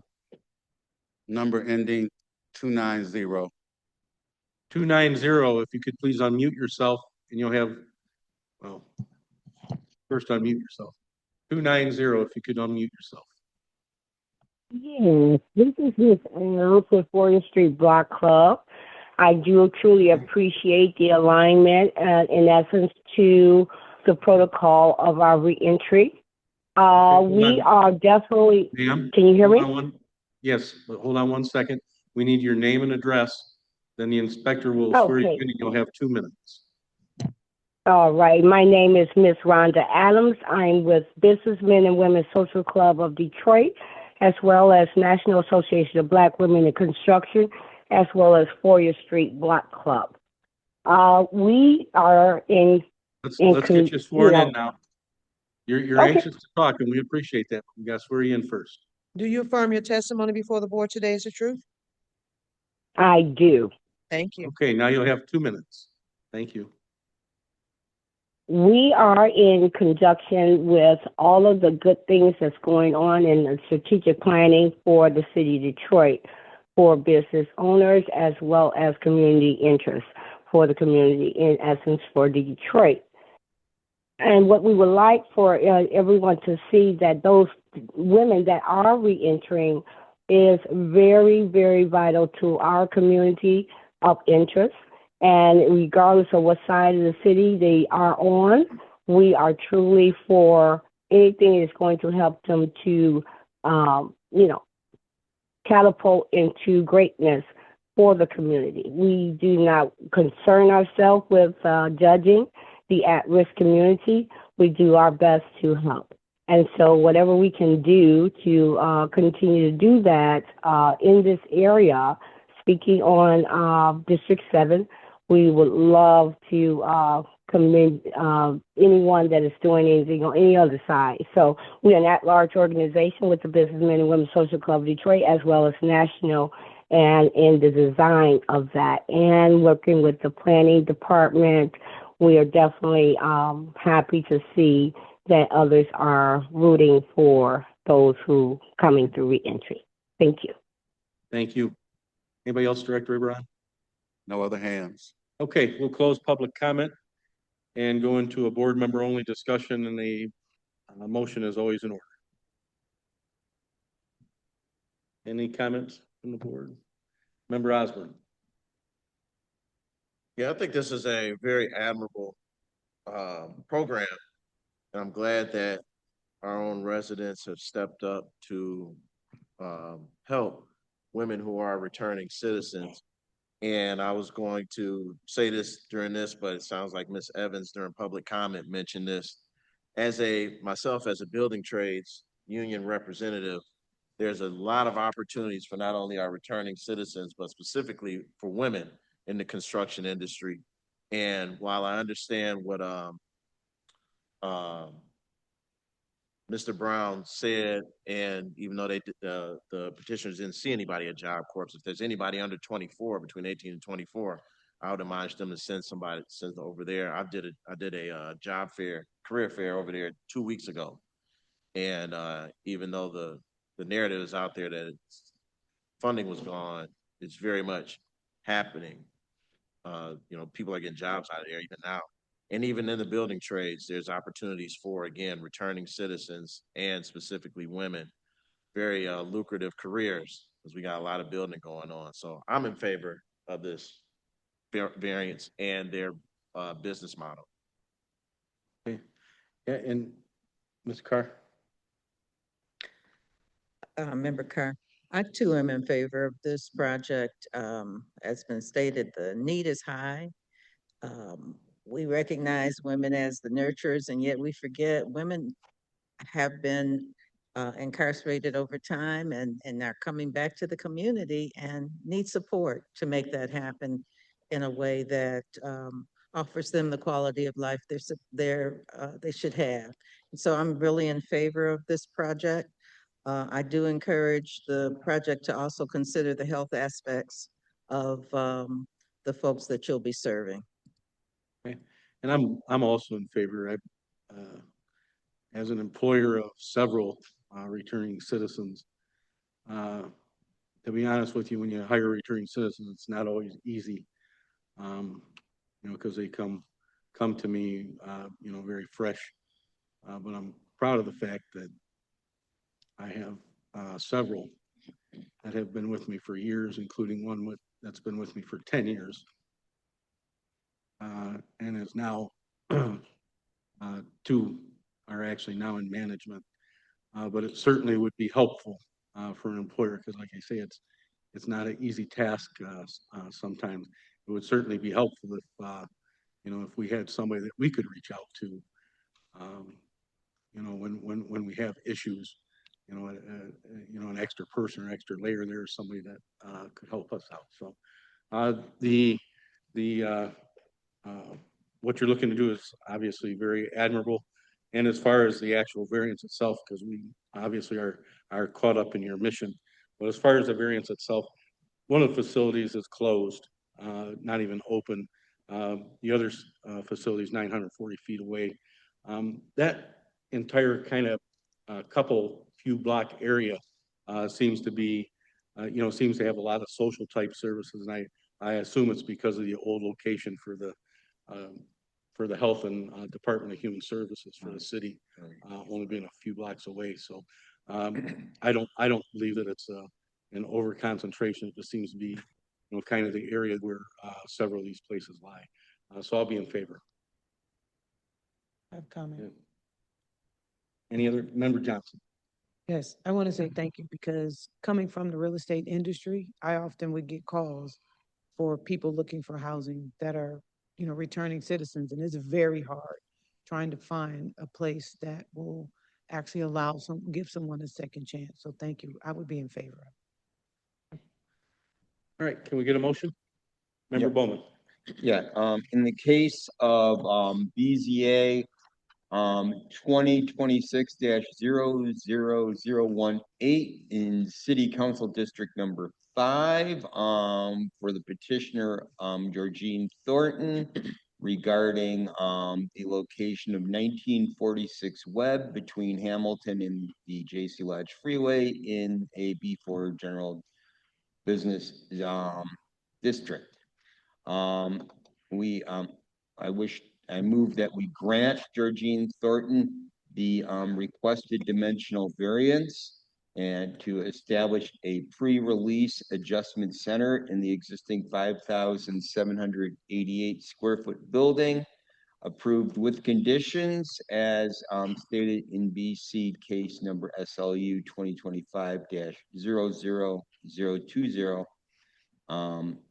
And that the board, will, grant this, variance, that is beyond BC's scope of 10%, and that we will allow it to be within the proximity, within 1,000 feet to, other restricted uses, with this, that the special waiver be granted by the Board of Zoning Appeals, and so that they can be issued a permit. This will be a home for the aged at 1640 Webb, of 830 feet, and, there will be an adult foster care at 1625 Webb, 940 feet. Oh, those are, what's near. Okay, sorry. That they have met the requirements of, ordinance 50-4131 and permitted dimensional variances. They've met the, approval criteria of 50-4-121. And that would include that they, that the requested variance is consistent with the master plan and the spirit and purpose and intent of this chapter, that the practical difficulties that prevent them from carrying out the strict letter of, the chapter have been explained. That they, the variance or administrative adjustments eliminate a practical difficulty for this applicant. That they, have explained how their business will not cause any adverse impact on other businesses around them. That, they have answered any questions regarding, any possible impacts to, surrounding businesses. That this site, is specially well suited for their purposes, and, that when they purchased the property, this was, within their plans, and that they will be, not be conducting any other business other than what we have spoken about today, and, that it will benefit other businesses in the area. That's what I move, and, I hope it is accepted. So we got a motion. Can we get a second? Got a motion and a second. All those in favor? Aye. Any opposed? Motion carries. BZA case 2026-00018. Georgine Thornton requesting dimensional variances to establish a pre-release center has been granted. Thank you, Mr. Chairman. 5 minutes to 12. All right. Congratulations. Okay, we're going to move to public comment now. General public comment. If there's anybody in the auditorium that would like to make a general public comment, please come to the podium. Seeing nobody, we'll move to virtual public comment. If there's anybody online that would like to make a public comment, please raise your hand.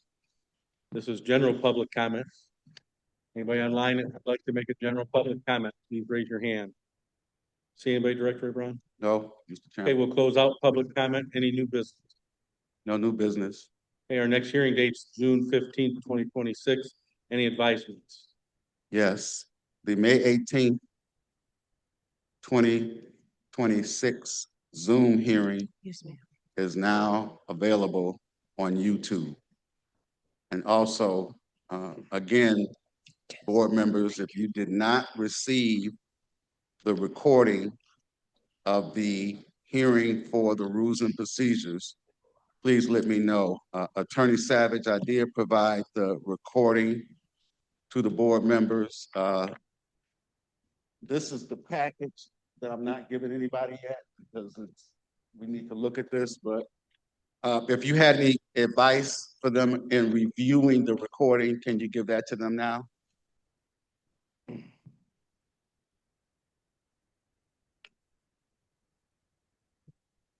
Any advice?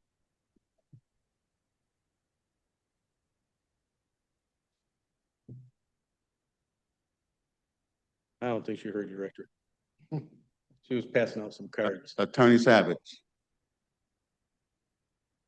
I provided the board a copy of the recording for the rules and procedures. I have not given them this package yet because of the immense, how heavy it is. Do you have any advice for them in reviewing the recording before they get the handouts? The handouts includes the comments. It will be all of Okay. this.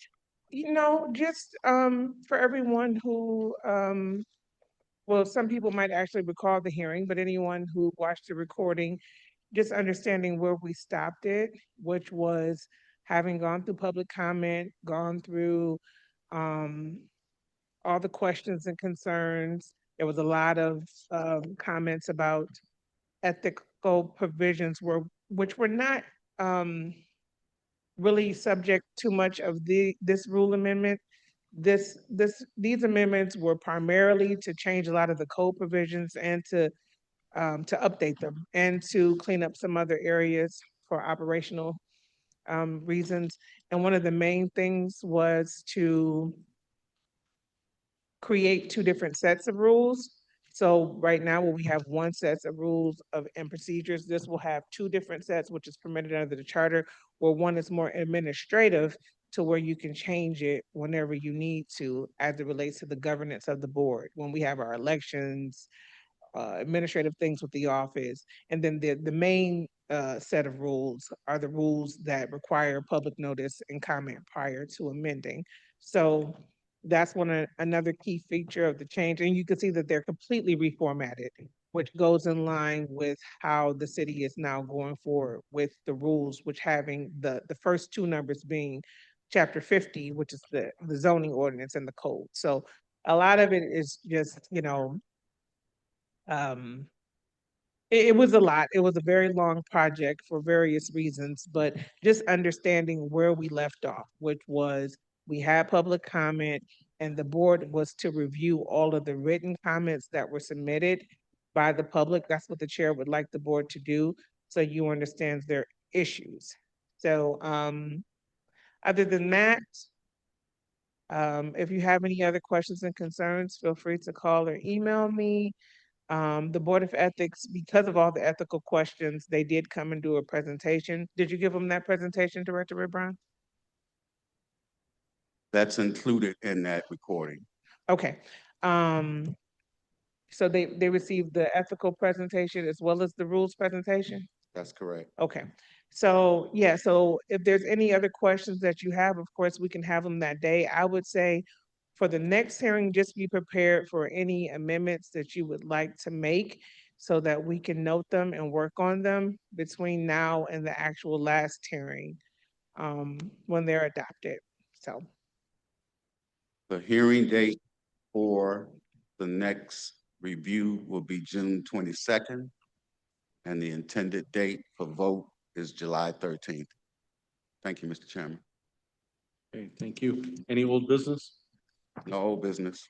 Okay, you need a motion to adjourn? Second? Second. All those in favor? Aye. Aye. Opposed? We are adjourned. See you next week.